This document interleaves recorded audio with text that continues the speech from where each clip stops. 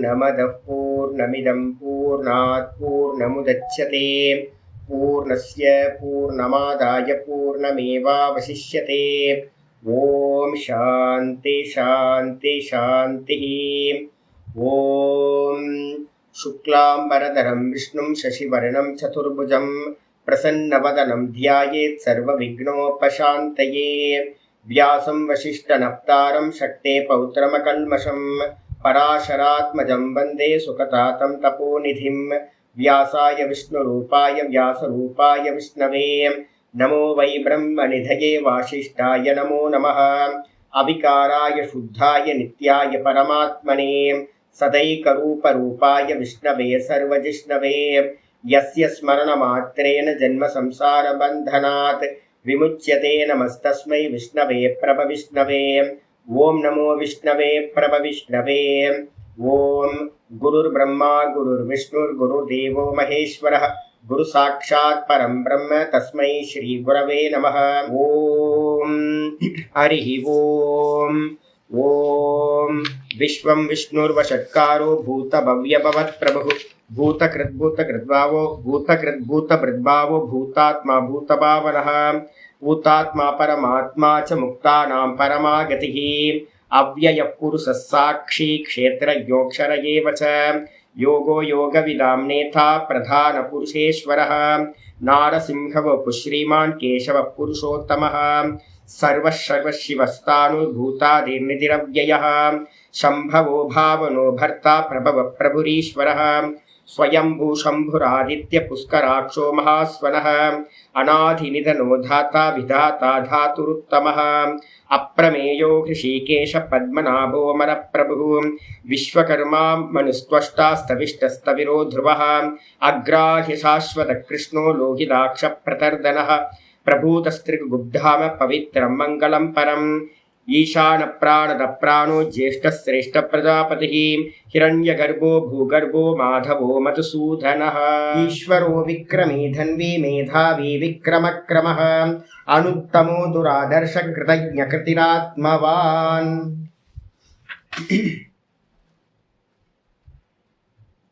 நமஸ்காரம். நம்ம பார்த்துக்கிட்டு இருக்கிறது விஷ்ணு சகஸ்ரநாமத்தில் சங்கர பாஷ்யம் பார்த்துட்டு இருக்கோம். இதில் வந்து பார்த்தீங்கன்னா ஸ்தோத்திரத்தோட ஆர்டரில் 9வது ஸ்லோகம், சங்கர பாஷ்யத்தோட ஆர்டரில் 22வது ஸ்லோகம் பார்த்துட்டு இருக்கோம்.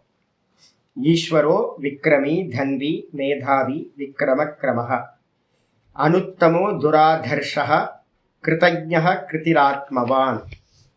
நம்ம நேற்று பாடத்தில் என்ன பார்த்துருக்கோம்னா கிருதஜ்ஞன்ற சப்தத்துக்கான மீனிங் பார்த்துருக்கோம். ரொம்ப முக்கியமான மீனிங் கிருதஜ்ஞः. இந்த கிருதஜ்ஞன்றது வந்து பார்த்தீங்க அப்படின்னா என்ன சொல்லியிருக்கு அப்படின்னா, கிருத அப்படின்னா கர்மம், செய்யப்பட்ட கர்மத்துக்கு பேர் கிருத்தகான்னு பேர். செய்யப்பட்ட கர்மத்துக்கெல்லாம் கிருத்தான்னு பேர். இந்த லோக்கத்தில் ஜீவர்கள் எந்த கர்மத்தை எல்லாம் செய்தார்களோ இதுவரைக்கும், மாஸ்டர் கம்ப்யூட்டர் எல்லாத்தையும் வந்து பார்த்தீங்கன்னா அக்கௌண்ட்டில் வச்சிருக்கிறவர் வந்து பார்த்தீங்கன்னா சித்திரகுப்தன் அப்படின்னு ஒருத்தர் நம்ம சொல்கிறோம். சித்தஸ்ய வாசுதேவக அப்படின்னு, சித்தத்துக்கு வந்து அதிஷ்டான தேவதா எது அப்படின்னு கேட்டிங்கன்னா உங்களுக்கு வாசுதேவன். இந்த சித்தத்தில் வந்து பார்த்தீங்கன்னா உள்ளே உட்கார்ந்துக்கிட்டு ஒரு அக்கௌண்டன்ட் வந்து பார்த்தீங்கன்னா எல்லாத்தையும் கணக்கெடுத்துக்கிட்டு இருக்கார், சித்திரகுப்தன் அப்படின்னு. அவர் வாசுதேவனோட அவதாரம், அவரோட ரெப்ரசன்டேட்டிவாக எல்லாத்தோட சித்தத்திலையும் இருக்கார். நம்ம நினச்சிக்கிட்டு இருக்கோம் எங்கேயோ இருந்துக்கிட்டு வந்து பார்த்தீங்கன்னா அக்கௌண்டன்ட் வந்து பார்த்தீங்கன்னா கணக்கு எழுதிக்கிட்டு இருப்பார் அப்படின்னு. எல்லாத்தோட சித்தத்திலையும் வாசுதேவன் என்ன பண்ணுறார், பாவகிராகி ஜனார்தன உள்ள இருந்துக்கிட்டு பாவத்தை எல்லாத்தையும் கிரகணம் பண்ணிட்டு இருக்கார். கர்மங்களையும் வாசனைகளையும் எல்லாத்தையும் கிரகணம் பண்ணிட்டு இருக்கார். அப்போ அவருக்கு தெரியாதது அப்படின்னு இந்த உலகத்தில் யார் பண்ண கர்மமும் அவருக்கு தெரியாமல் போகவே போகாது. இதெல்லாம் வந்து பார்த்தீங்கன்னா பாவத்துக்கு முக்கியம். நம்ம யாரும் எதுவும் பார்க்க மாட்டாங்கன்னு நினச்சிக்கிட்டு இருக்கோம். சிசிடிவி கேமரா வச்சாதான் நமக்கெல்லாம் நம்ம வந்து தெரியும், இல்லைன்னா நம்ம வந்து சேஃபாக இருக்கோம் அப்படின்னு நினச்சிக்கிட்டு இருக்கோம். நம்ம பண்ணுற தப்பெல்லாம் யாரும் பார்க்க மாட்டாங்க. பகவானுக்கு பேர் சொல்லும் போதே உபதிரஷ்டா அனுமந்தான்னு அப்படின்னு வந்து 13வது சாப்டரில் பகவத்கீதையில் வைக்கிறது. உபதிரஷ்டான என்ன அர்த்தம், பக்கத்துலேயே இருந்துட்டு பார்க்குறாராம். அப்போ க்ளோசஸ்டாக இருக்கிறது யார் அப்படின்னு கேட்டிங்கன்னா நம்மளை காட்டிலும் நமக்குள்ளார இருக்கிற பகவான் நம்ம கூடையே இருந்து நம்ம பண்ணுற எல்லா தாட்டையும் காயா வாச்சா மனசா எதிலெல்லாம் பண்றோமோ கர்மம், எல்லா கர்மத்தையும் வந்து பார்த்தீங்கன்னா பார்த்து பார்த்து பண்ணு பண்ணு அனுமோதனம் பண்றாராம். யாருக்கும் தெரியாதுன்னு நினைச்சது, இதெல்லாம் பண்ற பண்ணு பண்ணு. யாருக்கு தெரிஞ்சாலும் தர்மமோ அதர்மமோ எதா இருந்தாலும் வந்து பார்த்தீங்கன்னா பகவான் என்ன பண்ணிட்டு இருக்கார், பார்த்துக்கிட்டே இருக்கார் பார்த்துக்கிட்டே இருக்கார். நம்ம பண்ற புண்ணியங்களும் நிறைய பேருக்கு தெரியாது. நிறைய ஆத்மாக்கள் வந்து பார்த்தீங்கன்னா புண்ணியம் நிறைய பண்ணிட்டு இருக்காங்க, உலகத்துக்கு யாருக்கும் தெரியவே தெரியாது. நிறைய பேர் பாப்பம் பண்ணிட்டு இருக்காங்க, அதுவும் உலகத்துக்கு தெரியவே தெரியாது. ஆனா உள்ள இருந்து பார்க்கிறவன் எல்லாத்தையும் பார்த்துக்கிட்டு இருக்கான். அப்ப கிருதஜ்ஞகன்றதுக்கு முதல் மீனிங் வந்து பார்த்தீங்கன்னா ஜீவர்களால் செய்யப்பட்ட எல்லா கர்மங்களையும் அறிந்தவருக்கு பேர் வந்து பார்த்தீங்கன்னா பரமாத்மா கிருதஜ்ஞா. ரெண்டாவது மீனிங் என்ன எடுத்திருக்கோம் என்னன்னு கேட்டீங்கன்னா கிருதஜ்ஞதா அப்படின்றதுக்கு அர்த்தம் வந்து பார்த்தீங்கன்னா கிருதஜ்ஞன்றதுக்கு அர்த்தம் செய் நன்றி மறவாதவன். ஏதாவது ஒரு கொஞ்சம் சின்னதா பண்ணினா கூட வந்து பார்த்தீங்கன்னா மிகப்பெரிய பலன்களை கொடுக்கக்கூடியவர். நாங்கள் என்ன பண்ணுவோம் அப்படின்னு கேட்டிங்கன்னா, இங்கே நாங்கள் வந்து சாதுக்களாக இருக்கிறவங்க ரொம்ப இம்பார்ட்டண்ட்டாக பார்ப்போம். நான் ரொம்ப கவனமாக இருப்பேன். எனக்கு யாராவது ஒரு சின்ன துளி ஏதாவது பண்ணிட்டா கூட வந்து பார்த்தீங்கன்னா எவ்வளோது பெருசாக பண்ணணும்னு எனக்கு தோணும். ஒரு சின்ன அல்பமான உதவி பண்ணால் கூட மனசில் வச்சுக்கிட்டே இருப்பேன், ஐயோ இவங்க இதை எப்படி நான் ஈக்குவல் பண்ணுறது அப்படின்னு. ₹1 கொடுத்தீங்கன்னா என்கிட்ட வந்து நான் ₹1000 ரிட்டர்ன் வந்து பார்த்தீங்கன்னா கொடுப்பேன். ₹1000 ரிட்டர்ன் கொடுக்கறதுக்கு முயற்சி பண்ணிகிட்டு இருக்கேன். ₹1 கொடுத்தீங்கன்னா எனக்கே இவ்வளோ இருக்கு அப்படின்னா, ஒரு அல்பமான ஜீவன் எனக்கே தோணுது அப்படின்னா, மகாத்மாவா இருக்கிற பரமாத்மாக்கு எப்படி தோணும்னு கேட்டீங்கன்னா, நீங்க ₹1 கொடுத்தீங்கன்னா 1000 கோடி ரூபாய் கொடுப்பார். அல்பம் நம்ம வந்து பார்த்தீங்கன்னா பெருசா பண்றோம்னு நினைக்கிறோம். ₹1 கொடுத்தா 1000 கொடுக்குறோம். நம்ம பகவான் ₹1 கொடுத்தா 1000 கோடி ரூபாயை கொடுப்பார். அனந்த பலனை கொடுக்குறார். நம்ம பண்றோம்ல, பாஷ்யக்காரர் வந்து பார்த்தீங்கன்னா ஈஷாவா இதுல கீதா பாஷ்யத்துல எழுதுறார்.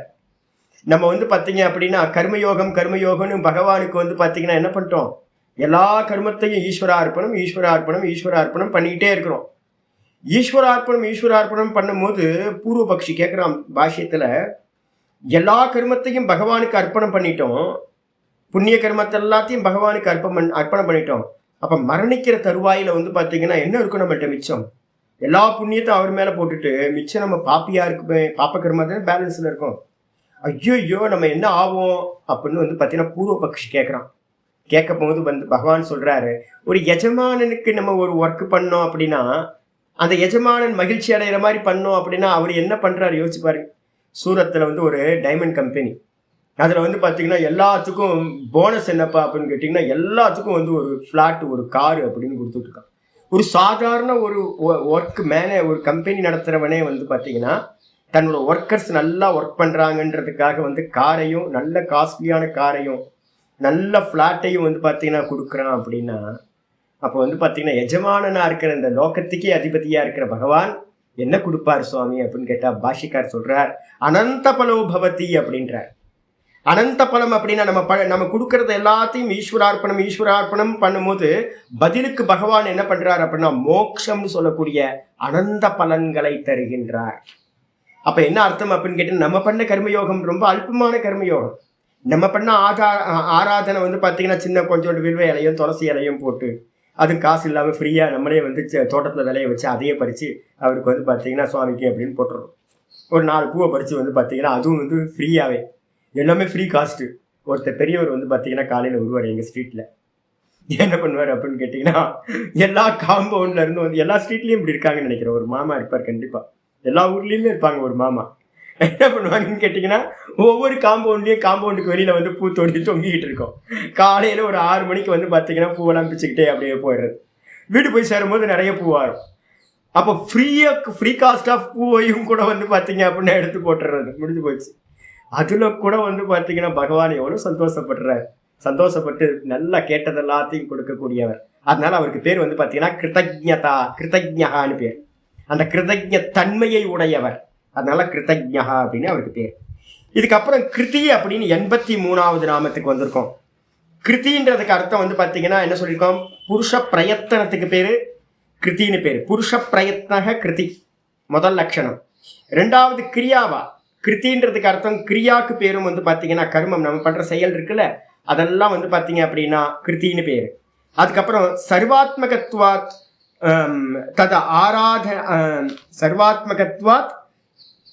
தத் ஆராததையா வா லக்ஷ்யதே கிருத்திய இதி.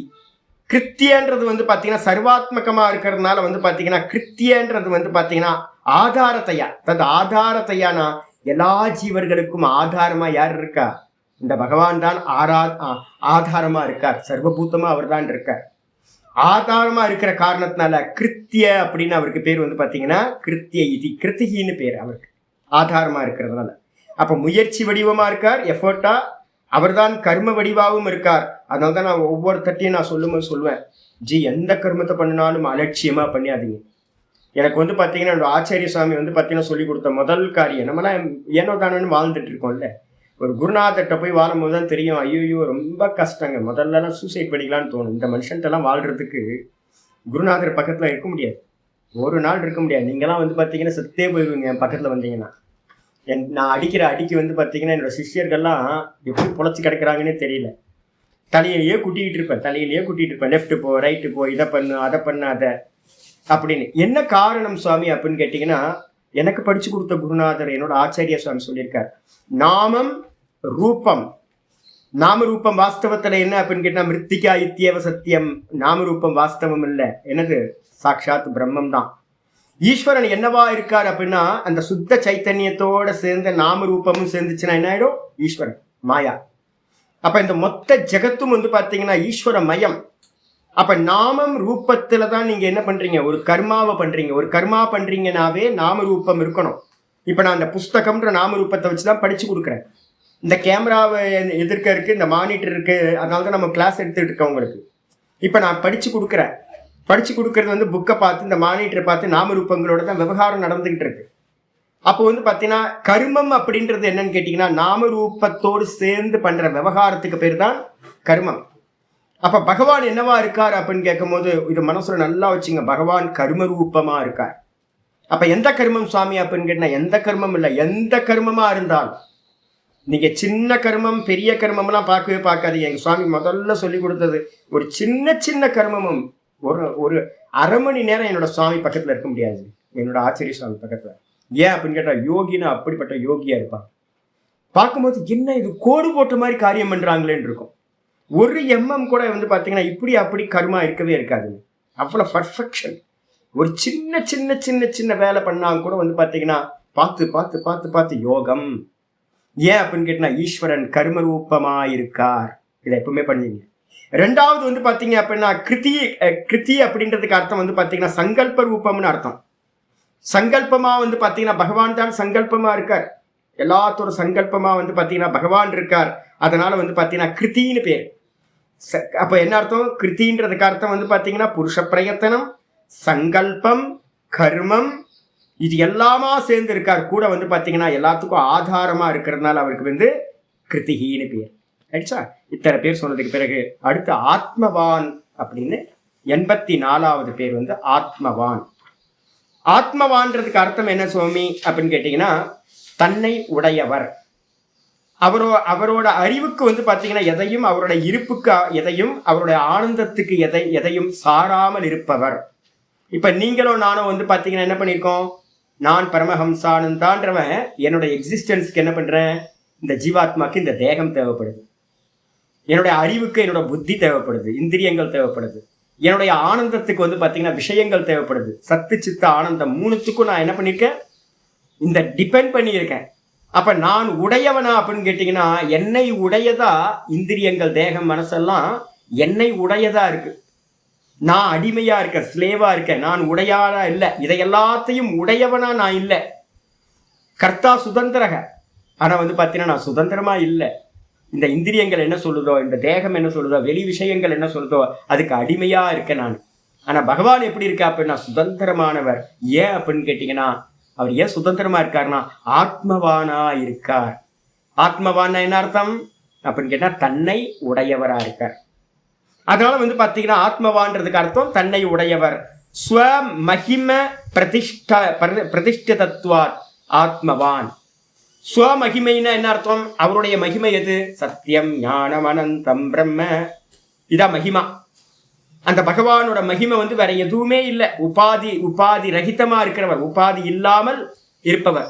உபாதி இல்லாத மகிமை எது அப்படின்னா பியூர் எக்ஸிஸ்டன்ஸ் தான் அவரோட மகிமை. பியூர் ஞானம் தான் அவரோட மகிமை. பியூரா பிளிஸ் தான் அவரோட மகிமை. அப்ப அனந்தமா ஆனந்தமா இருக்கிறதா அவரோட மகிமை. அந்த மகிமையில வந்து பாத்தீங்கன்னா அவர் நிலை பெற்று இருக்கார். நீங்களும் நானும் தேக மனசு புத்தி இந்திரியம் விஷய சுகம் இதெல்லாம் நம்ம நிக்கிறோம். அவர் தான்ல நிக்கிறார், தன்னிலேயே நிலை பெற்றவரா இருக்கார். அதனால அவருக்கு பேர் வந்து பாத்தீங்கன்னா உடையவர் அப்படின்னு பேர், பெரு உடையார். நான் சொன்னேன்ல சுவாமி பேர் வந்து பாத்தீங்கன்னா ராஜராஜ சோழன் கட்டிப்பான் பெரிய கோயிலை கட்டி சிவபெருமானுக்கு வந்து பாத்தீங்கன்னா பெரு உடையார்னு பேர் வச்சுப்பான். சிவபெருமானுக்கு வந்து பாத்தீங்கன்னா உடையார், பெரு உடையார், எல்லாத்தையும் உடையவர் அப்படின்னு. அதுக்கப்புறம் பகவக கஸ்மின் பிரதிஷ்டித இது ஸ்வே மகிம்னி இது ஸ்ருதேகி. சாந்தோக்கிய உபநிஷத்துல பூமா வித்யால வந்து பாத்தீங்கன்னா சொல்லப்படுது. பூமா வித்யான்னு அருமையான மந்திரம் இது. பகவக ஹே பகவக, பகவானே, கஸ்மின் பிரதிஷ்டித இது, அந்த பரமாத்மா வந்து பாத்தீங்கன்னா எதில் நிலை பெற்று இருக்கார். நீங்களும் நானும் நிலை பெற்று இருக்கோமா? எங்க வீட்டுல இருக்கோம். நம்மளாம் நினைச்சுக்கிட்டு இருக்கோம் தேகம் நமக்கு எக்ஸிஸ்டன்ஸ் இருக்கு, தேகம் இருந்தாதான் நம்ம இருக்கணும் அப்படின்னு. பகவான்கிட்ட வந்து ரமண பகவான்கிட்ட வந்து ஒருத்தர் சொல்றார், ஒரு 3 ரூபா இருந்தா நல்லா இருக்கும்ல. காவி கண்ட கணபதி சொல்றார், ஒரு 3 ரூபா இருந்துச்சு அப்படின்னா ஒரு மாசத்தை ஓட்டிடலாம்ல அப்படின்னு அவர் கேட்கிறார். 2 ரூபாய் 3 ரூபாயும் கேட்கிறார். சொன்ன மாத்திரத்துல பகவான் சொல்றாராம், ஓய் இந்த தேகமே அதிகம் ஓய் நான் இருக்கிறதுக்கு அப்படின்ற. நான் இருக்கிறதுக்கு இந்த தேகமே அதிகம். ஏன் அப்படின்னு கேட்டீங்கன்னா எனக்கு மேலதான் தேகமே இருக்கு. இந்த 3 லோக்கங்களும் வந்து பாத்தீங்கன்னா நானுக்கு மேல இருக்கு. இது இருக்கிறதுனால நான் இல்லை, நான் இருக்கிறதுனாலதான் இதெல்லாம் இருக்கு. அப்ப வந்து பாத்தீங்கன்னா தான்ல ஒருத்தன் நின்று போனா அப்படின்னா அவன் எங்க சுவாமி நிற்பான்? ஒரு ஞானி புருஷன் அப்படின்னு கேட்டீங்கன்னா இந்த ஞானி புருஷன் தன்னிடத்துல நிலை பெற்றவனா இருப்பான். பிரம்மம் எங்க இருக்கு? தன்னோட மகிமையில அது இருக்கு, தன்னோட மகிமையில இருக்கு. கஸ்மின் பிரதிஷ்டித, இந்த ஆத்மா வந்து பாத்தீங்கன்னா பகவக கஸ்மின் பிரதிஷ்டித இது எதுல நிலை பெற்று இருக்கு, எது ஆதாரமா இருக்கு அந்த பிரம்மத்துக்கு அப்படின்னு கேட்டா சோமஹிம்னே, அதனுடைய மகிமையில வந்து பாத்தீங்கன்னா அது நிலை பெற்று இருக்கு, சச்சிதானந்தமா அது இருக்கு, எதையும் டிபெண்ட் பண்றது இல்ல அப்படின்னு வந்து பாத்தீங்கன்னா ஸ்ருதி சாந்தோக்கியத்துல சொல்லுது. இந்த விதமா வந்து பாத்தீங்கன்னா இந்த ஸ்லோகத்துல 11 நாமங்கள் வந்து பாத்தீங்கன்னா சொல்லப்பட்டிருக்கு. இந்த இதுல 9வது ஸ்லோகத்துல 11 நாமங்கள். ஓம் ஈஸ்வராய நமஹ, ஓம் விக்ரமினே நமஹ, ஓம் தன்வினே நமஹ, ஓம் மேதாவினே நமஹ, ஓம் விக்ரமாய நமஹ, ஓம் கிரமாய நமஹ, ஓம் அனுத்தமாய நமஹ, ஓம் துராதர்ஷாய நமஹ, ஓம் கிருதஜ்ஞாய நமஹ, ஓம் கிருதயே நமஹ, ஓம் ஆத்மவதே நமஹ. இதோட 11 நாமங்கள் ஆச்சு. இன்னைக்கு பாட்டம் வந்து பாத்தீங்கன்னா 23வது ஸ்லோகம் சங்கர பாஷ்யத்தோட ஆர்டர்ல 23வது ஸ்லோகம், ஸ்தோத்திரத்தோட ஆர்டர்ல 10வது ஸ்லோகம் ஆரம்பிக்குது. சுரேஷ சரணம் ஷர்ம விஸ்வரேதா பிரஜாபவஹ அகசம்வத்சரோ வியாலஹ பிரத்யயஸ் சர்வதர்ஷனஹ. சுரேஷ சரணம் ஷர்ம விஸ்வரேதா பிரஜாபவஹ அகசம்வத்சரோ வியாலஹ பிரத்யயஸ் சர்வதர்ஷனஹ. நம்ம இந்த விஷ்ணு சஹஸ்ரநாமம் படிக்கிறது வந்து பார்த்தீங்கன்னா வெறும் அர்த்தம் தெரிஞ்சுக்கிறதுக்காக இல்லைங்க. திரும்ப திரும்ப நம்ம வந்து பார்த்துக்கிட்டே இருக்கிறது என்னன்னு கேட்டிங்கன்னா நம்மளை வந்து மெதுவாக பாவனைக்கு கொண்டு வரணும். பாவனைக்கு அப்படின்னா நான் என்னோட ஆச்சாரியரை பற்றி நான் சொன்னது வந்து பார்த்தீங்கன்னா அதான். என்ன பண்ணுவார் அப்படின்னு கேட்டிங்கன்னா ஒவ்வொரு காரியத்தையும் வந்து பார்த்தீங்கன்னா கர்மரூபமாக பகவான் இருக்கார். இப்போ இதெல்லாம் வந்து பார்த்தீங்கன்னா மனசுக்குள்ளார கொண்டுட்டு வந்து ஒவ்வொன்றுத்தையும் ஒரு நேர்த்தி வரணும் லைஃப்பில். ஏனோ தானோன்னு வந்து பார்த்தீங்கன்னா நிறைய பேர் வந்து பார்த்தீங்கன்னா பெரிய கர்மத்தை நல்லா பண்ணுவாங்க. ஆனால் வந்து பார்த்தீங்கன்னா சின்ன சின்ன கர்மத்தை வந்து பார்த்தீங்கன்னா கவனம் கொடுக்காம போயிடுவாங்க. எங்கள் ஆச்சாரியர் சொல்லுவார் என்னன்னு கேட்டினா, ஒருத்தன் சின்ன சின்ன கர்மத்தையும் நல்லா பண்ணுறவன் தான் பெரிய கர்மத்தை சாதிக்க முடியும். அப்போ அதனால வந்து பார்த்தீங்கன்னா மோட்சத்தை சாதிக்கிறதுன்றத ஃபஸ்ட்டு தூக்கி ஓரமாக போடுங்க. நம்ம வந்து பண்ணுற ஒவ்வொரு காரியத்திலையும் நம்ம ஏற்கனவே ஒன்று பார்த்துருக்கோம்ல, கீதால உபதேசத்தில் வந்து பார்த்தீங்கன்னா நியத்தம் குரு கர்மத்துவம். இந்த கர்மம் வந்து பார்த்தீங்கன்னா கர்மயோகத்தை பற்றி பேசும்போதே நம்ம முதல்ல வந்து பார்த்தீங்கன்னா உபாசனை யோகம்னா என்ன அப்படின்னு கேட்டிங்கன்னா, யோகத்துக்கு வந்து பார்த்தீங்கன்னா முதல் லட்சணமே வந்து பார்த்தீங்கன்னா யோக கர்மசு கௌசலம். யோகம்ன்றது வந்து பார்த்தீங்கன்னா கர்மத்தை வந்து பார்த்தீங்கன்னா ஃபுல்ஃபில்னஸ்க்காக பண்ணுறது. நல்லா வந்து பார்த்தீங்கன்னா நிப்பன குசலத்தன்மை அப்படின்னா என்ன அர்த்தம்? ஃபுல் எஃபோர்ட் போட்டு அதை ஃபுல்ஃபில்னஸாக பண்ணணும். அதுதான் குசலத்தன்மைன்னு பேர். நீங்க சின்ன சின்ன சின்ன கர்மத்தையும் அவர் பண்ணும்போது என்ன ஆகும்? நான் ஏற்கனவே உங்களுக்கு சொல்லியிருக்கேன், நாம ரூபம் இந்த ரெண்டுத்துல தான் கர்மா நடக்குது. இந்த கர்மத்தை வந்து பாத்தீங்கன்னா ஒவ்வொரு கர்மத்தையும் ஆழ்ந்து டீப்பா நல்லா கான்சென்ட்ரேஷனோட பண்ணும்போது என்ன ஆகும்னு கேட்டீங்கன்னா, நாம ரூபத்துக்கு கீழே என்ன இருக்கு? சச்சிதானந்தம். ஒவ்வொரு நாமரூபத்துக்கும் கீழையும் வந்து பாத்தீங்கன்னா அந்த சச்சிதானந்தம் இருக்கு. நாமரூப பஞ்சகம்னு நம்ம சொல்றோம். அப்போ ஒவ்வொரு கர்மத்தையும் நம்ம வந்து பாத்தீங்கன்னா ஈஸ்வரார்ப்பணமா ஈஸ்வரன் அப்படின்னு பாவிச்சு, இப்ப நிறைய பேர் என்ன பண்றாங்க, இது என் தலையெழுத்து இதெல்லாம் பண்ண வேண்டியிருக்கு, என் தலையெழுத்து இப்படிதான் பண்ண வேண்டியிருக்குன்னு பண்றான். அப்போ அந்த கர்மா எப்படி இருக்கும் அப்படின்னு கேட்டீங்கன்னா சுகம் தரவே தராது உங்களுக்கு. ஏன்னா நீங்க நாமரூபத்துக்கு மேல மேலேயே டிராவல் பண்ணிட்டு இருப்பீங்க.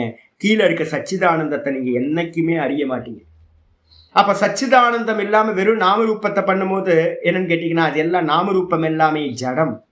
அந்த ஜடம் வந்து பாத்தீங்கன்னா என்ன கொடுக்கும்? துக்கத்தை மட்டும்தான் கொடுக்கும். ஜடம் வந்து பாத்தீங்கன்னா மர்த்தியம், அது வந்து பாத்தீங்கன்னா துக்கத்தை கொடுக்கும். அதே நேரத்தில் நம்ம எப்பெல்லாம் இந்த நாமரூபத்தை தாண்டி வந்து பாத்தீங்கன்னா ஸ்ரத்தையோட ஒவ்வொரு கர்மாவும் பண்ணும்போது, பூஜை மாதிரி பண்ணும்போது என்னாகும்? சச்சிதானந்தத்தை நம்ம கீழே டச் பண்ணும் நாமரூபத்தை தாண்டி. அப்போ ஒவ்வொரு முறையும் நம்ம என்ன பண்ணுவோம்? அந்த சச்சிதானந்தத்தை தொடும்போதெல்லாம் ஆத்ம திருப்தின்னு ஒண்ணு கிடைக்க ஆரம்பிக்கும். அது கிடைக்கணும். அது கிடைக்க ஆரம்பிச்சிச்சுன்னா வந்து பாத்தீங்கன்னா கொஞ்சம் ஃபீல் பண்ண ஆரம்பிச்சிட்டிங்கன்னா போதும், அது என்ன ஆகும்னு கேட்டீங்கன்னா ஆனந்தத்தை கொடுக்க ஆரம்பிச்சு. அப்போ ஒவ்வொரு கர்மத்தையும் அது பண்றது. அதனால இந்த நாமங்கள் எல்லாம் கிருத்தியா இருக்கட்டும், பகவான் வந்து என்னவா இருக்கார்? சங்கல்ப ரூபமா இருக்கார். அப்ப என்ன பண்ணுவீங்க அப்படின்னு கேட்டீங்கன்னா, பகவான் சங்கல்ப ரூபம்னா கண்டதையும் சங்கல்பம் பண்ண மாட்டீங்க. முதல்ல என்ன பண்ணுவீங்க? ஐயோ கெட்டதெல்லாம் சங்கல்பம் பண்ண முடியுமா? பகவான் சங்கல்ப ரூபமா இருக்கார், பண்ண மாட்டீங்க. அதுக்கு மேல கிருத்தஜ்ஞகன்னு ஒரு வார்த்தை இருக்கா? எல்லா கர்மத்தையும் அறிஞ்சவர். ஐயோ பகவான் நம்ம பண்ற எல்லா கர்மத்தையும் அவர் பாக்குறாரா? அப்ப ஒவ்வொரு கர்மா பண்ணும் போதும் பின்னாடி பகவான் பாக்குறார், சூப்பர்வைசரா இருக்கார் அப்படின்னு நமக்கு தெரியணும். சாட்சியா இருந்து பார்த்துட்டு இருக்கார் அப்படின்னு.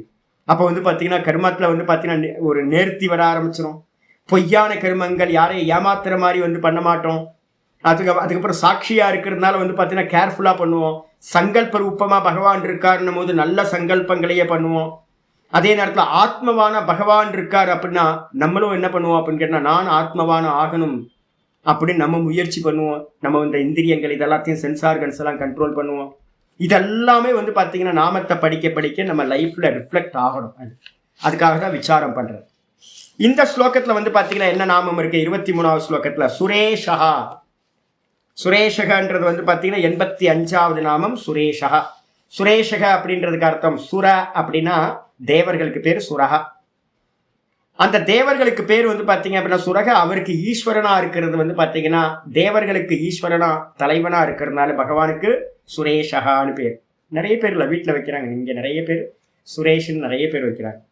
சரணம் அப்படின்னா என்ன அர்த்தம்? சுவாமியோட பாதங்களுக்கு பேர் சரணம்னு பேர். யாரெல்லாம் வந்து பாத்தீங்கன்னா ஐயோ சாமி காப்பாத்து காப்பாத்து காப்பாத்துன்னு வராங்களோ எல்லாத்துக்கும் வந்து பாத்தீங்கன்னா சௌக்கியமா இருப்பா, ஒன்றும் பயப்படாத அப்படின்னு அபயஹஸ்தம் கொடுத்து யாரெல்லாம் சரணாகதி பண்றாங்களோ அவங்க எல்லாத்தையும் தூக்கி விடுறவர். அப்ப அதனால வந்து பாத்தீங்கன்னா அவருக்கு பேர் வந்து பாத்தீங்கன்னா சரணம் அப்படின்னு பேர். அதுக்கப்புறம் ஷர்ம அப்படின்னா என்ன அர்த்தம்? அவர் தான் வந்து பாத்தீங்கன்னா இதுல பிரம்மாவாவும் அவர் தான் இருக்கார். அவர் தான் வந்து பாத்தீங்க அப்படின்னா இங்கெல்லாம் போன நான் இந்த 21வது நாமம் சொல்லியிருக்கேன். 21வது நாமத்துல வந்து பாத்தீங்கன்னா எதெல்லாம் விட்டு போயிருக்கு அப்படின்னு கேட்டீங்கன்னா உங்களுக்கு ஈசான சொல்லியாச்சு, பிரஜாபதி சொல்லியாச்சு, விராட்டு சொல்லியாச்சு. ஆனா வந்து பாத்தீங்கன்னா நாசம் பண்றவரை வந்து பாத்தீங்கன்னா அங்க சொல்லாம விட்டுட்டு ருத்ரனா வந்து பாத்தீங்கன்னா அந்த இடத்துல வந்து பாத்தீங்கன்னா சொல்லல. இரண்யகர்பரை சொல்லிச்சு, பிரஜாபதியை சொல்லிச்சு, பூகர்ப, மாதவ, மதுசூதன எல்லாமே வந்து பாத்தீங்கன்னா இருந்துச்சு. அந்த இடத்துல வந்து ருத்ரனை சொல்லல. நாசம் பண்றவரை பிரளய காலத்துல இருக்கிறவ சொல்லல. இந்த இடத்துல 23வது நாமத்துல ஷர்ம அப்படின்ற வார்த்தையினால சொல்லுது. ஷர்ம அப்படின்றதுக்கு அர்த்தம் என்ன அப்படின்னா நாசம் பண்ணக்கூடியவர். யார் நாசம் பண்றவர்? ருத்ரன். அந்த ருத்ர ரூபத்துல இருக்கிறவர் வந்து பாத்தீங்கன்னா ஷர்ம. ருத்ரனோட ரெப்ரசன்டேட்டிவ் தான் இந்த லோகத்துல ஏகப்பட்ட பேர் இருக்காங்க. எங்கெல்லாம் அழிக்கிற காரியம் நாசம் பண்ற காரியம் நடக்குதோ அங்கெல்லாம் ருத்ரன் இருக்கார். ருத்ரன் வந்து பாத்தீங்கன்னா விதவிதமான ரூபத்துல இருந்துகிட்டு எல்லாத்தையும் டிஸ்ட்ராய் பண்ணிட்டு இருக்கார். அந்த ருத்ர ரூபத்துல யார் இருக்கா? பகவான் தான் இருக்கார். ஷர்ம. விஸ்வரேதா அப்படின்னா ரேத்தஸ்ன்றதுக்கு அர்த்தம் வந்து பாத்தீங்கன்னா வீரியத்துக்கு பேரு. வீரியத்துக்கு பேர், சுக்லத்துக்கு பேர் வந்து பாத்தீங்கன்னா செமனுக்கு பேர் வந்து பாத்தீங்க அப்படின்னா ரேத்தஸ்ன்னு பேர். விஸ்வரேதா அப்படின்னா என்ன அர்த்தம்? நான் நேத்தே வந்து இந்த பாட்டம் எடுத்தும் போது நான் சொன்னேன் உங்களுக்கு. பகவான் வந்து பார்த்தீங்கன்னா தன்னுடைய சங்கல்ப ரூபமான ரேத்தஸை வந்து பார்த்தீங்கன்னா தண்ணியில கலந்தார். எப்படி அப்படின்னு கேட்டீங்கன்னா அதர்வண வேதத்துலலாம் வந்து பார்த்தீங்கன்னா இந்த சிருஷ்டியோட கிரமம் வந்து பார்த்தீங்கன்னா அருமையாக சொல்லப்படுது. இப்போ நம்ம ரேத்தஸ்ன்னு சொல்கிறோமே, இது எப்படி வந்துச்சு அப்படின்னு கேட்டிங்கன்னா உடம்பு ஃபுல்லாக வியாபிச்சிருக்கிறது தான் வந்து பார்த்தீங்கன்னா ரேத்தஸ். புருஷர்களோட உடம்பு ஃபுல்லாக சாப்பிட்ட உணவு வந்து பார்த்தீங்கன்னா அஷ்டம தாத்துவாக வியாபிச்சிருக்கும். அந்த பை வந்து பார்த்தீங்கன்னா கீழே வந்து பார்த்தீங்கன்னா ஒரு சின்ன சேகரமாகிறது இருந்தாலும் கூட வீரியத்தோட பிளேஸ் வந்து பார்த்தீங்கன்னா மொத்த தேகமும் அப்படின்னு நம்ம சொல்கிறோம். அந்த மெட்டபாலிசம் சரியாக நடந்துச்சு அப்படின்னா பாடி ஃபுல்லாக அந்த வீரியம் சேர்ந்துருக்கும். எப்போ வந்து பார்த்தீங்கன்னா சங்கல்பம் உண்டாகுதோ சங்கல்பத்துல இருந்து தான் வந்து பார்த்தீங்கன்னா அது என்னாகும், ஒன்று சேர்ந்து வீரியம் வந்து பார்த்தீங்கன்னா அந்த இடத்துக்கு வரும் சம்போகத்துக்காக தயாராகி வரும் உங்களுக்கு. அப்போ எப்படி வருது அப்படின்னா அது திரவமாக வெளியில் வருது. இதே மாதிரி பகவான் என்ன பண்ணுறாரு அப்படின்னு கேட்டிங்கன்னா ஆதி காலத்தில் வந்து பார்த்தீங்கன்னா பகவான் என்ன பண்ணுறார், சங்கல்பம் பண்ணுறார். நான் வந்து பார்த்தீங்கன்னா அகம் பகுஸ்யாம் பிரஜா ஏய அப்படின்னு வந்து பார்த்தீங்கன்னா பகவான் வந்து பார்த்தீங்கன்னா பண்ணுறார். என்னன்னு கேட்டினா பிரஜா காமோ வை பிரஜாபதி. அவர் என்ன பண்ணார், பகவானுக்கு வந்து பார்த்தீங்கன்னா பிரஜா காமம் உண்டாச்சான். பிரஷ்னோபனிஷத்தில் வந்து பார்த்தீங்கன்னா 1:4 சொல்லுது, பிரஜா காமோ வை பிரஜாபதி. அவருக்கு பிரஜா காமம் உண்டாச்சு.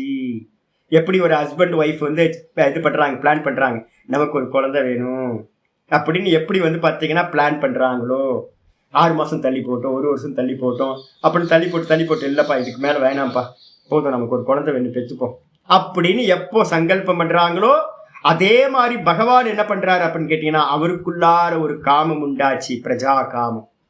குழந்தை பெற்றுக்கணும்னு காமம் வந்த மாதிரி அவருக்கு காமம் உண்டாயிட்டு. ச தப்போ தப்பியத. அவர் என்ன பண்ணார் அப்படின்னா சிந்தனை என்ற தபசை செய்தார். ஒரு கிரியேஷன் பண்ணணும் அப்படின்னா வீடு கட்டணும் அப்படின்னா நிறைய பிளான் பண்ணுறோம்ல, அதே மாதிரி இந்த கிரியேஷன் பண்ணணும்னா நமக்காவது ஒரு குழந்தைக்கு பிளான் பண்ணுறோம். அதுக்கு எவ்வளோ பிளான் பண்ணுறாங்கன்னு எனக்கு இதை பற்றிலாம் தெரியாது, உங்களுக்கு தான் தெரியும். நான் இப்போ தான் லைட்டாக அப்பப்போ எங்கேயாவது எதையாவது கேட்கும் போது எனக்கு கேள்வி ஞானம் தான். அப்போ தான் தெரியுது வந்து பார்த்தீங்கன்னா ஒரு பெரிய பிளான் இருக்குன்றது எனக்கு தெரியாது. சம்போகத்துக்கு என்ன பெரிய பிளான் இருக்கும், குழந்தை பெற்றுக்கிறதுக்கு என்ன பெரிய பிளான் இருக்கும் அப்படின்னு. ஒரு குழந்தை பெற்றுக்கிறதுக்கு ஒரு பெரிய ப்ரோக்ராம் பண்ண வேண்டியிருக்கு. ஒரு நடுவில் ஒரு ஒரு சீரியல் பார்த்தேங்க, ஒரு ஃபேமஸான சீரியல் ஒன்று, பேர் தெரியல, சின்னது அப்படி அப்போதான் தெரிஞ்சது ஒய்ஃபும் ஹஸ்பண்டும் பல விஷயங்களை யோசிக்கிறாங்க. அதுக்கு என்ன பேர் அப்படின்னா பகவான் அதே மாதிரி தபஸ் பண்ணாராம். தபஸ்னா என்ன அர்த்தம், சிந்தனா. நிறைய உட்காந்து பிளான் பண்ணார். உட்காந்து என்ன பண்ணலாம், நான் வந்து பார்த்தீங்கன்னா பிரஜைகளை உண்டு பண்ணணுமே, என்ன பண்ணலாம் அப்படின்னு தபஸ் பண்ணிட்டு ச தபஸ் தப்துவா ச மிதுனம் உத்பாதயதே. அற்புதமான வார்த்தை. மிதுனம் அப்படின்றதுக்கு அர்த்தம் மைத்துனம்னு அர்த்தம். சம்போகம் நம்ம சொல்றோமே, ஆணும் பெண்ணும் இணையறது அப்படின்னு நம்ம சொல்றோமே, அதே மாதிரி வந்து பார்த்தீங்கன்னா பகவான் என்ன பண்ணார், சிங்கள அத்வைத்தமா இருந்தவர் என்ன பண்ணாருன்னு கேட்டீங்கன்னா ஒரு ஜோடியை படைச்சார். தானே என்ன பண்ணாரு, 2 பேர் வேணுமே, குழந்தை பெற்றுக்கணும் அப்படின்னா 2 பேர், ஆண் பெண் 2 பேர் இருக்கணுமே. அதனால அவர் என்ன பண்ணாருன்னு கேட்டீங்கன்னா மிதுனம் உத்பாதயத்தே, ஒரு ஜோடியை வந்து பார்த்தீங்கன்னா படைத்தார். மிதுனம்னா ஜோடி, மிதுனம். ரயிம் ச பிராணம் ச இத் ஏதவ் மே பகுதா பிரஜா கரிஷ்யத இதி. அவர் என்ன பண்ணார் அப்படின்னு கேட்டீங்கன்னா 2 படைச்சார். ரயி அப்படின்னு சொல்லக்கூடிய அன்னம், அதுக்கப்புறம் வந்து பிராணன் அப்படின்னு சொல்லக்கூடிய இன்னொன்று வந்து பார்த்தீங்க அப்படின்னா அந்த சக்தி, எனர்ஜி, வீரியம், அதுக்கப்புறம் சுக்லம் சோனிதம் அப்படின்னு 2 படைச்சார் அவர். ஒன்று வீரியம், ஒன்று வந்து பார்த்தீங்கன்னா அன்னம். இந்த புருஷனோடதுல வந்து பார்த்தீங்கன்னா பிராணன் இருக்கும் வீரியத்துல, சுக்லத்துல வீரியம் பிராணன் இருக்கும். அதே இது கருமுட்டையில சோனிதத்துல வந்து பார்த்தீங்கன்னா என்ன இருக்கும், மெட்டபாலிசம், அது இது வந்து பார்த்தீங்கன்னா புரோட்டோபிளாசம், அன்னரூபமா இருக்கிறது. இந்த 2ம் வந்து பார்த்தீங்கன்னா பகவான் வந்து பார்த்தீங்கன்னா படைச்சார். படைச்சிட்டு இதுல இருந்து வந்து பார்த்தீங்கன்னா எல்லாம் உற்பத்தி ஆகட்டும் அப்படின்னு வந்து பார்த்தீங்கன்னா படைச்சாராம். அப்போ அதர்வண வேதத்துல சொல்லும் போது சொல்லுது, அவர் பார்க்கடல்ல படுத்திருந்தார்.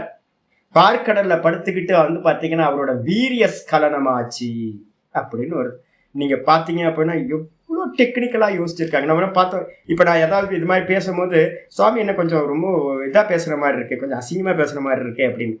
ஆக்சுவலாக வந்து பார்த்தீங்கன்னா நேச்சுரலாக என்ன நடக்குதோ அதே காரியத்தை வந்து பார்த்தீங்கன்னா பகவானோட இடத்துல ஆதி காலத்தில் சிருஷ்டி எப்படி கிரியேஷன் ஆச்சுன்னு சொல்லும்போது சங்கல்பம் வந்து பார்த்தீங்கன்னா ஒரு புருஷனுக்கு சங்கல்பம், காம சங்கல்பம் வந்தாதான் அது என்ன ஆகும், வீரியமா ஸ்கலனமாகும். அதே மாதிரி பகவானுக்கு வந்து பாத்தீங்கன்னா சங்கல்பம் உண்டான மாத்திரத்துல அவரோட வீரியம் வந்து பாத்தீங்கன்னா எங்க ஸ்கலனமாச்சு? அந்த கடல், பார்க்கடல்ல வந்து பாத்தீங்க அப்படின்னா படுத்திருக்காருல பள்ளி கொண்டு, அந்த கடல்ல வந்து பாத்தீங்கன்னா அந்த வீரியம் விழுந்தது. அந்த வீரியம் வந்து பாத்தீங்கன்னா கடல்னா என்ன சுவாமி? நான் ஏற்கனவே சொல்லியிருக்கேன், கர்ம சப்தவாச்சி. ஆப்பக ஜலம் அப்படின்னு சொன்னீங்கன்னா ஜீவர்களுடைய கருமம். பார்க்கடல்ல படுத்திருக்காரு அப்படின்னா ஜீவர்களுடைய கருமத்துக்கு மேல பள்ளி கொண்டிருக்கார் பகவான். அப்ப அந்த கருமத்துல இந்த வீரியம் வந்து பாத்தீங்கன்னா ஸ்கலனமானோன என்ன ஆயிடுச்சு? எல்லா ஜீவராசிகளும் ஜடமா இருந்ததெல்லாம் உற்பத்தியாக ஆரம்பிச்சிருச்சு. இதுதான் கிரியேஷனை வந்து பாத்தீங்கன்னா சொல்லும் போது சொல்லுது. அதர்வாங்கிரஸ் அப்படின்னு ஒரு 2 ரிஷிகளை பத்தி சொல்லும் போது அதர்வண வேதத்தில் வந்து பாத்தீங்கன்னா சொல்லப்பட்டிருக்கு. இது மாதிரி நான் இன்னொரு சமயத்துல இதை பத்தி சொல்றேன். அப்ப என்ன அர்த்தம் அப்படின்னு கேட்டீங்கன்னா, பகவானோட சங்கல்பத்துக்கு பேரு தான் ரேத்தஸ் அப்படின்னு பேர். பகவானோட ரேத்தஸ் வந்து நம்மளோட ரேத்தஸ் மாதிரி சுக்லசோனித்த மாதிரி இல்ல, சங்கல்ப ரூபமான ரேத்தஸை வந்து பாத்தீங்கன்னா உடையவர். விஸ்வரேதாக அப்படின்னா என்ன பேர் அப்படின்னா, இந்த விஸ்வத்தை குறித்து சங்கல்பம் செய்தார். உடனே இது டும் டும் டும் டும்னு இதெல்லாம் கிரியேஷன் ஆச்சு. அதனால வந்து பாத்தீங்கன்னா பகவானோட சங்கல்பம் தான் விஸ்வரேதாகான்னு பேர். இதுக்கப்புறம் பிரஜாபவக. அடுத்தது என்ன சுவாமி அப்படின்னு கேட்டா, பிரஜாபவகன என்ன அர்த்தம்? இந்த பிரஜைகளோட உற்பத்திக்கு காரணமானவர். யார சொல்லுவீங்க? அப்பான்னு யார சொல்லுவீங்க? யாரு வந்து பாத்தீங்கன்னா அம்மாவோட வயிற்றுல வீரியத்தை விட்டாரோ அவர் தானே அப்பா, அவர் தானே காரணம். அப்ப பகவான் வந்து பாத்தீங்கன்னா ரேத்தசா அவர் தான் இருக்கார், சுக்லமா அவர் தான் இருக்கார். கூட வந்து பாத்தீங்கன்னா எல்லா பிரஜைகளுக்கும் காரணமா அவர் ஆகின்றார். அந்த ரேத்தசா இருக்கிறதுனால ஒன்னோட ஒண்ணு ரிலேட்டட் ஆயிடுது. அதுக்கப்புறம் அவர் என்ன ஆனார் சுவாமி அப்படின்னு கேட்டீங்கன்னா, பகல் பொழுதா ஆனார். பிரஜாபதி வந்து பாத்தீங்கன்னா பகல் பொழுதா ஆனார். பிரஷ்ன உபனிஷத்துல வந்து பாத்தீங்க அப்படின்னா கால ரூபமா வந்து பாத்தீங்கன்னா ஈஸ்வரனை சொல்லப்பட்டிருக்கு. அவர் என்ன ஆனார் சுவாமி அப்படின்னு கேட்டீங்கன்னா, ஆதித்ய உதயன் ஆதித்யோகவை பிராணோ.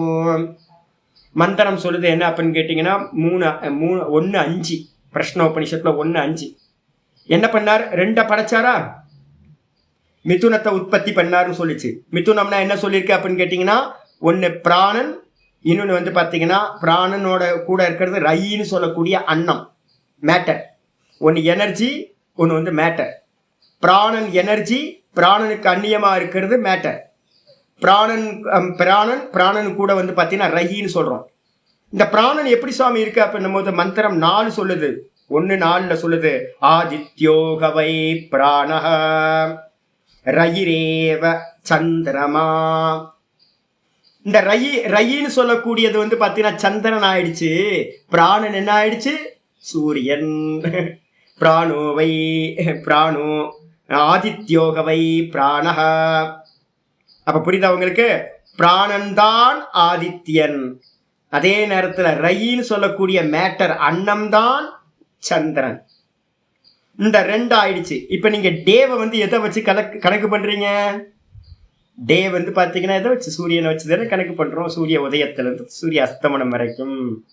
அப்போ அந்த பிரஜாபதியா வந்து பாத்தீங்கன்னா பகவான் தான் சந்திரனா, பகவான் தான் சூரியனா இருக்கார். அப்ப சூரியனா இருந்துகிட்டு இந்த மொத்த பகல் பொழுதும் யாருப்பா அப்படின்னு கேட்டீங்கன்னா பகவான் தான் பகல் பொழுதா இருக்கார். அகஹ. அதனால்தான் வந்து பாத்தீங்கன்னா பகவானுக்கு என்ன பேர்? அகஹா. சூரியன் இல்லைன்னா பகல் பொழுது இல்லை. அப்ப வந்து பாத்தீங்கன்னா பகலை கணக்கு பண்றதே அவரை வச்சு கணக்கு பண்றோம். பகலா அவர் இருக்கார், சூரியனா அவர் இருந்துகிட்டு இருக்கார். அதுக்கப்புறம் சம்பத்சரோ. மந்திரம் சொல்லுது என்னன்னா, பிரஷ்ன உபனிஷத்துல வந்து பாத்தீங்கன்னா சொல்லுது என்னன்னு கேட்டீங்கன்னா, மாசோவை பிரஜாபதி சம்பத்சரோவை பிரஜாபதி. மந்திரம் 1:9 பிரஷ்ன உபனிஷத்தை நான் படிச்சுட்டு இருக்கேன். 1:9 சொல்லுது, சம்பத்சரோவை பிரஜாபதி தஸ்ய அயனே தட்சிணம் ச உத்தரம் ச. அந்த பிரஜாபதி சூரியன் தானே. சூரியன் வந்து பாத்தீங்கன்னா அவர் வந்து பாத்தீங்கன்னா எந்த பக்கம் போறார் வரார்? டெய்லி அவர் தான் பகல் பொழுதா இருக்கார். அவர் தான் வந்து பாத்தீங்க அப்படின்னா உத்தர திசையை நோக்கி இப்ப மூவ் ஆக ஆரம்பிச்சிட்டார். சூரியன் வந்து பாத்தீங்கன்னா டைரக்ஷன் வந்து மெதுவா நார்த் பக்கம் அப்படியே மூவ் ஆக ஆரம்பிச்சிருக்கு. அப்ப நார்த் பக்கம் மூவ் ஆகும்போது 6 மாசம் நார்த் சைட்ல வரும்போது அதுக்கு பேர் வந்து பாத்தீங்கன்னா உத்தராயணம். திரும்ப வந்து ஜூலைல இருந்து என்ன பண்ணுவார் அவர்? திரும்ப வந்து பாத்தீங்கன்னா ஜனவரி வரைக்கும் இப்படியே திரும்ப தட்சிண திசைக்கு தெற்கு நோக்கி போவார், சவுத் சைடு. அதுக்கு பேரு தட்சிணாயனம். இந்த 6 மாசங்களும் சேர்ந்து தான் நம்ம என்ன பண்றோம் கேட்டீங்கன்னா, உத்தராயணம் 6 மாசம், அதே மாதிரி தட்சிணாயனம் 6 மாசம் சேர்ந்தது சம்பத்சரம் சொல்லக்கூடிய வருஷம். இதுவும் யாரை டிபெண்ட் பண்ணியிருக்கு? அந்த சூரியனை டிபெண்ட் பண்ணியிருக்கு, பிராணனை டிபெண்ட் பண்ணியிருக்கு. அப்ப வந்து பாத்தீங்கன்னா அவர் எப்படி இருக்காருன்னா சம்பத்சரமா அவர் தான் இருக்கார். பகவான் என்னவா இருக்கார்? சம்பத்சரம். அககான்றது சின்னது, காலமா இருக்கார், டேவா இருக்கார். பெரியது சம்பத்சரம். அப்ப கால ரூபியா யார் இருக்கா? பகவான். அப்போ வந்து பாத்தீங்கன்னா இந்த நாமம் படிக்கும் போதே இப்போ நமக்கு தோணணும் என்னன்னு கேட்டீங்கன்னா, பகவான் தான் காலமாவே இருக்கார். அவருக்குள்ளதான் நீங்களும் நானும் இருந்துகிட்டு இருக்கோம். ஒவ்வொரு நாளும் பகவான் தான், ஒவ்வொரு வருஷமும் வருஷ ரூபமா பகவான் தான் இருக்கார், கால ரூபமா இருக்கார். அதுக்கப்புறம் வந்து வியாலக சாமி. வியாலகனா என்ன சுவாமி அப்படின்னு கேட்டீங்கன்னா, வைல்டு அனிமலுக்கு பேர் வந்து பாத்தீங்கன்னா வியாலகான்னு பேர். வைல்டு அனிமல், இந்த வியாகிரம், சிங்கம், புலிலாம் இருக்கு பாத்தீங்களா, அதுக்கெல்லாம் பேர் வந்து பாத்தீங்கன்னா வியாலன்னு பேர். எதெல்லாம் வைல்டு அனிமல்ஸா இருக்கோ, பிடிக்க முடியாதோ, பிடிக்க முடியுமா? வைல்டு அனிமல்ஸ் நம்மளால பிடிக்க முடியாதுல. சிங்கத்தையோ புலியையோ கரடியையோ பிடிக்கிறது கஷ்டம். பாம்பு, பெரிய பாம்பா இருக்கு, அதெல்லாம் வந்து பாத்தீங்கன்னா பிடிக்கிறது முடியாது. அதனால வியாலக, பிடிக்க முடியாதவரா இருக்கார். என்ன சாமி அர்த்தம்? பாஷ்யம் படிக்கும்போது படிக்கலாம். அதுக்கப்புறம் பிரத்யேக, அது மட்டும் இல்ல, பிரத்யேகம் அப்படின்னா புத்தியில உண்டாகக்கூடிய ஒவ்வொரு விற்த்திக்கும் பேரு, புத்தி விற்த்திக்கு பேரு ஞானம் அப்படின்னு பேரு. இது பேனா, இது பென்சில், இது மானிட்டர், இது லேப்டாப், இது வீடு அப்படின்னு எதையெல்லாம் கன்க்ளூஷனா ஒரு நிர்ணயம் பண்ணப்பட்ட அத்தியவசாயம் சொல்லக்கூடிய நிச்சயிக்கப்பட்ட ஒரு தாட்டு புத்தியில உண்டாகுதோ, அந்த ஒவ்வொரு புத்தியில உண்டாகக்கூடிய தாட்டாவும் யார் இருக்கா? அந்த பகவான் இருக்கா. மனோ பிரம்மேதி உபாசீத மந்திரம் சொல்லுது. மனசை வந்து பாத்தீங்கன்னா பிரம்மமா உபாசனை பண்ணு. எந்தெந்த தாட்டு வந்தாலும் அந்த தாட்டு வந்து பாத்தீங்கன்னா பிரத்யேயம்னு பேரு. அந்த பிரத்யேகமா யார் இருக்கா? பகவான் இருக்கார். நம்ம வந்து பாத்தீங்கன்னா ஒரு சமயத்துல போராடிக்கிட்டே இருப்போம். ஐயோ கெட்ட எண்ணமா வருதே அப்படின்னு ஃபைட் பண்ணிக்கிட்டே இருப்போம். ஏன் மனசு சஞ்சலமா இருக்கு, எதெல்லாம் நினைக்க கூடாதுன்னு நினைக்கிறோமோ அதெல்லாம் நினைக்குதே அப்படின்னு. அதுக்கு ஒரு உபாயம் சொல்லுது சாஸ்திரம். அதை வந்து பாத்தீங்கன்னா வாலி வதம் பண்ற மாதிரி அதுக்கு முன்னாடி நீ நின்று சண்டை போட்டுனா ஜெயிக்கவே முடியாது. அப்ப என்ன பண்ணணும் அப்படின்னு கேட்டீங்கன்னா, மனதை பிரம்மம் என்று உபாசனை செய். அது நல்லதோ கெட்டதோ எந்த தாட்டு வந்தாலும் அந்த தாட்டா பகவான் இருக்காருன்னு பாரு. அப்படி பார்த்த அப்படின்னா மெதுவா மெதுவா மெதுவா மனசு வந்து பார்த்தீங்கன்னா பரிசுத்தி ஆயிடும் அப்படின்னு. அப்ப நம்மளுடைய பிரத்யேக ரூபமா, பிரத்யேகம்னா நம்மளுடைய அறிவா இருக்கார். அறிவுனா எது? புத்தியில உண்டாகிற தாட்டு தான் அறிவுன்னு பேரு. அததான் பிரத்யேகம்னு சொல்றோம். ஒவ்வொரு அறிவும் வந்து பாத்தீங்கன்னா பகவானா இருக்கார் பிரத்யேக ரூபமா. அது மட்டும் இல்ல, அதனால என்னன்னு கேட்டீங்கன்னா சர்வ தர்ஷனக, எல்லாத்தையும் பாக்குறாரு. நீங்க வந்து பாத்தீங்கன்னா அது என்னப்பா அப்படின்னு நீங்க பார்த்து புத்திக்குள்ள ஒரு தாட்டு உண்டாகுதுன்னு வச்சுங்களேன். அந்த புத்தியோட தாட்டே அவரா இருக்கிறதுனால நமக்கு என்னெல்லாம் தெரியுமோ அதெல்லாம் என்னது? யாருக்கு தெரியும்? பகவானுக்கு தெரியும். அப்ப சின்ன ஜீவராசியிலிருந்து பிரம்மா வரைக்கும் புத்தியில இருந்துகிட்டு அந்த புத்தியோட தாட் ஃபார்மா பகவான் இருக்கிறதுனால எல்லாத்தோட புத்தியில இருக்கிற தாட்டும் பகவான் தான். அதனால வந்து பாத்தீங்கன்னா எல்லாத்தோட ஞானமும் பகவானோடது. அதனால அவருக்கு பேர் வந்து பாத்தீங்கன்னா சர்வ தர்ஷனக, எல்லாத்தையும் பார்க்கிறவர். என்ன அழகா சொல்லுது, அலுப்தத்திற்கு. அலுப்தத்திற்குன்னு ஒரு வார்த்தை இருக்கு, அருமையான வார்த்தை வந்து பாத்தீங்க அப்படின்னா இருக்கு. அலுப்தத்திற்குன்னா லோப்பமே ஆகாதவராம். லோப்பம்னா அவருக்கு வந்து பாத்தீங்கன்னா மறைவே இல்லாதவர். 24 மணி நேரமும் வந்து ஒருத்தர் வந்து பாத்தீங்கன்னா புத்தியில உட்கார்ந்துக்கிட்டு பார்த்துக்கிட்டே இருக்கார். எல்லாத்தையும் பார்க்கிறார், எல்லாத்தோட விஷயங்களையும் ஜாகிரதத்துல பார்க்கிறார், சொப்பனத்துல பார்க்கிறார், தூக்கத்திலையும் வந்து பாத்தீங்கன்னா ஒண்ணுமில்லை அப்படின்னு பார்த்துக்கிட்டு இருக்கார். தூக்கத்துல கூட யார் பார்த்துட்டு இருக்கா? அவர் பார்த்துட்டு இருக்கார். ஒண்ணுமில்லை ஒண்ணுமில்லை ஒண்ணுமில்லை அப்படின்னு. அப்போ அவருக்கு பார்க்காதது ஒண்ணும் இல்லை. அப்ப என்ன அர்த்தம் கேட்டா சர்வ தர்ஷனக அப்படின்னு அவருக்கு பேர். வந்துருங்க பாஷ்யத்துக்கு வந்துருங்க. சுரேஷகன என்ன அர்த்தம் சுவாமி அப்படின்னு கேட்டீங்கன்னா, சுராணாம் தேவானாம் ஈஷா. சுராணாம் அப்படின்னா சுரர்கள், அப்படின்னா தேவர்கள். தேவர்களுக்கு வந்து பாத்தீங்கன்னா ஈஸ்வரனா இருக்கிறதுனால, தலைவனா இருக்கிறதுனால சுரேஷக அப்படின்னு பேர். சு உபபதோவா ரா தாத்துகு சோபன தாத்ருணாம் ஈஷக சுரேஷக. சு அப்படின்னு உபசர்க்கம், உபபதம். சு உபபதம் அப்படின்னா சூபபதம்ன்றதுக்கு அர்த்தம் சு உபபதம். அது வந்து பாத்தீங்கன்னா உபசர்க்கம்னு பேர். முதல்ல சூவை வச்சுக்கிட்டு சு ர ர இருக்கு பாத்தீங்களா, சு ர அந்த ரேன்றதுக்கு அர்த்தம் வந்து தாத்து என்னன்னா ரை ஐஸ்வர்யன்ற தாத்து. அதுல இருந்து வந்து பாத்தீங்கன்னா வெல்த்தை குறிக்கக்கூடியது, ஐஸ்வர்யத்தை குறிக்கக்கூடியது. அதான் ரைல இருந்து ர. சு ர. சு ர அப்படின்னா நல்லா வந்து பாத்தீங்க அப்படின்னா வெல்த்தை உடையவர்கள், எல்லாத்துக்கும் வெல்த்தை கொடுப்பவர்கள், அவங்களுக்கு பேர் சுரர்கள் அப்படின்னு பேரு. அப்போ நம்மளோட ஐஸ்வர்யங்களை எல்லாத்தையும் கொடுக்கிறவங்க யாரு அப்படின்னு கேட்டீங்கன்னா சோபன தாத்ருணாம். நல்ல மங்களத்தை ஐஸ்வர்யத்தை யாரெல்லாம் நமக்கு கொடுக்குறாங்களோ அந்த தேவர்களுக்கு யாரு ஈஸ்வரனோ அவருக்கு பேரு சுரேஷகான்னு பேர். பகவான் வந்து பாத்தீங்கன்னா தேவர்களுக்கெல்லாம் ஈஸ்வரனா இருக்கார். நமக்கு வந்து பாத்தீங்கன்னா இந்த தேவர்கள்லாம் யாருப்பா அப்படின்னு கேட்டீங்கன்னா கவுன்சிலர் மாதிரி, எம்எல்ஏ மாதிரி, மந்திரி மாதிரி. ஆனா வந்து பாத்தீங்கன்னா இவங்க எல்லாத்துக்கும் ஒரு லீடர் வந்து பாத்தீங்கன்னா பிரைம் மினிஸ்டர்னு ஒருத்தர் உட்கார்ந்து இருக்காருல்ல, அது மாதிரி பகவான் இருக்கார். அப்ப நம்ம நினைச்சுக்கிட்டு இருக்கோம் என்னன்னு கேட்டீங்கன்னா சின்ன சின்ன தேவதைகள் மூலமா நமக்கு கிடைச்சிரும் நினைக்கிறோம். அவர் ஆர்டர் பண்ணணும், ஜீவோ வந்து பாத்தீங்கன்னா அவர் பாஸ் பண்ணணும். அவர் ஜீவோ பாஸ் பண்ணாம வந்து பாத்தீங்க அப்படின்னா இங்க இருக்க லோக்கல்ல இருக்கவங்க எல்லாம் கொடுக்க முடியாது. அப்போ இவங்க எல்லாம் வெறும் இன்ஸ்ட்ருமெண்ட் மட்டும்தான். அதனால பெரிய ஆள் யாருப்பா அப்படின்னு கேட்டீங்கன்னா தேவர்களுக்கும் தேவனாயிருப்பவன் யாரு? சுரேஷகன். பகவானை பிடிக்கணும். இவங்கெல்லாம் சும்மா சாதாரண ஆட்கள். அதுக்கப்புறம் ஆச்சாரியார் சொல்றாரு என்னன்னு கேட்டீங்கன்னா சுரேஷகன் சொல்லியாச்சு. இதுக்கப்புறம் வந்து பாத்தீங்கன்னா ஈஷாவாசியத்துல வந்து பாத்தீங்கன்னா ஒரு மந்திரம் இருக்கு. என்ன அப்படின்னு கேட்டீங்கன்னா ஈஷாவாசியத்துல அருமையான மந்திரம் இருக்கு.